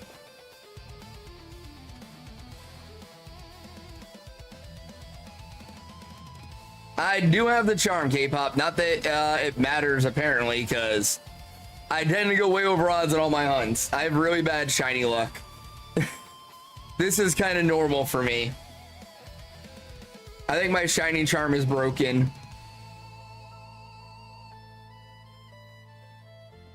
Yeah, like right now for my day job, we're working on implementing a new software to track all of our shipments globally. And so for us, go live would be the date that the system actually goes into effect and we start using it. K-pop, yes, I am using it for Ditto. So my odds right now are 1 in 512. So I'm over 3 times odds, closing it on 4 times odds. Close the gap and get the low-hanging fruit. Circle back on that question after it's parking lotted. Oh God. Do we really need to use that? Like all that fucking business vernacular now? Gotcha, Alice. Gotcha.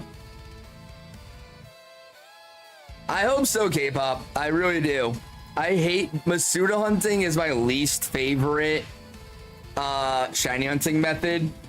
But for Sizzlipede, it's the best way to go about it in this game. And so I've been forcing myself to do it. So I'm really hoping it shines soon. I don't want to hit 2K. If I hit 2,000, I'm going to be very upset.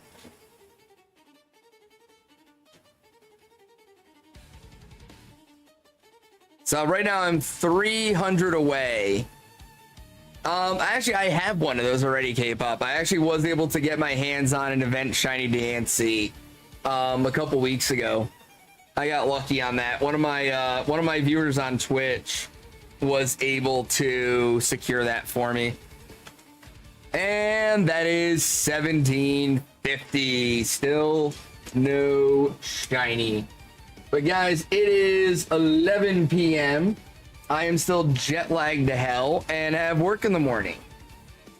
So I am gonna go ahead and call it a night here. Yeah, I was gonna go ahead and call it a night, guys. Thank you all so much for tuning in tonight. Appreciate y'all being here. I will be back tomorrow night. We'll continue with vacation stories and the Sizzlipede hunt.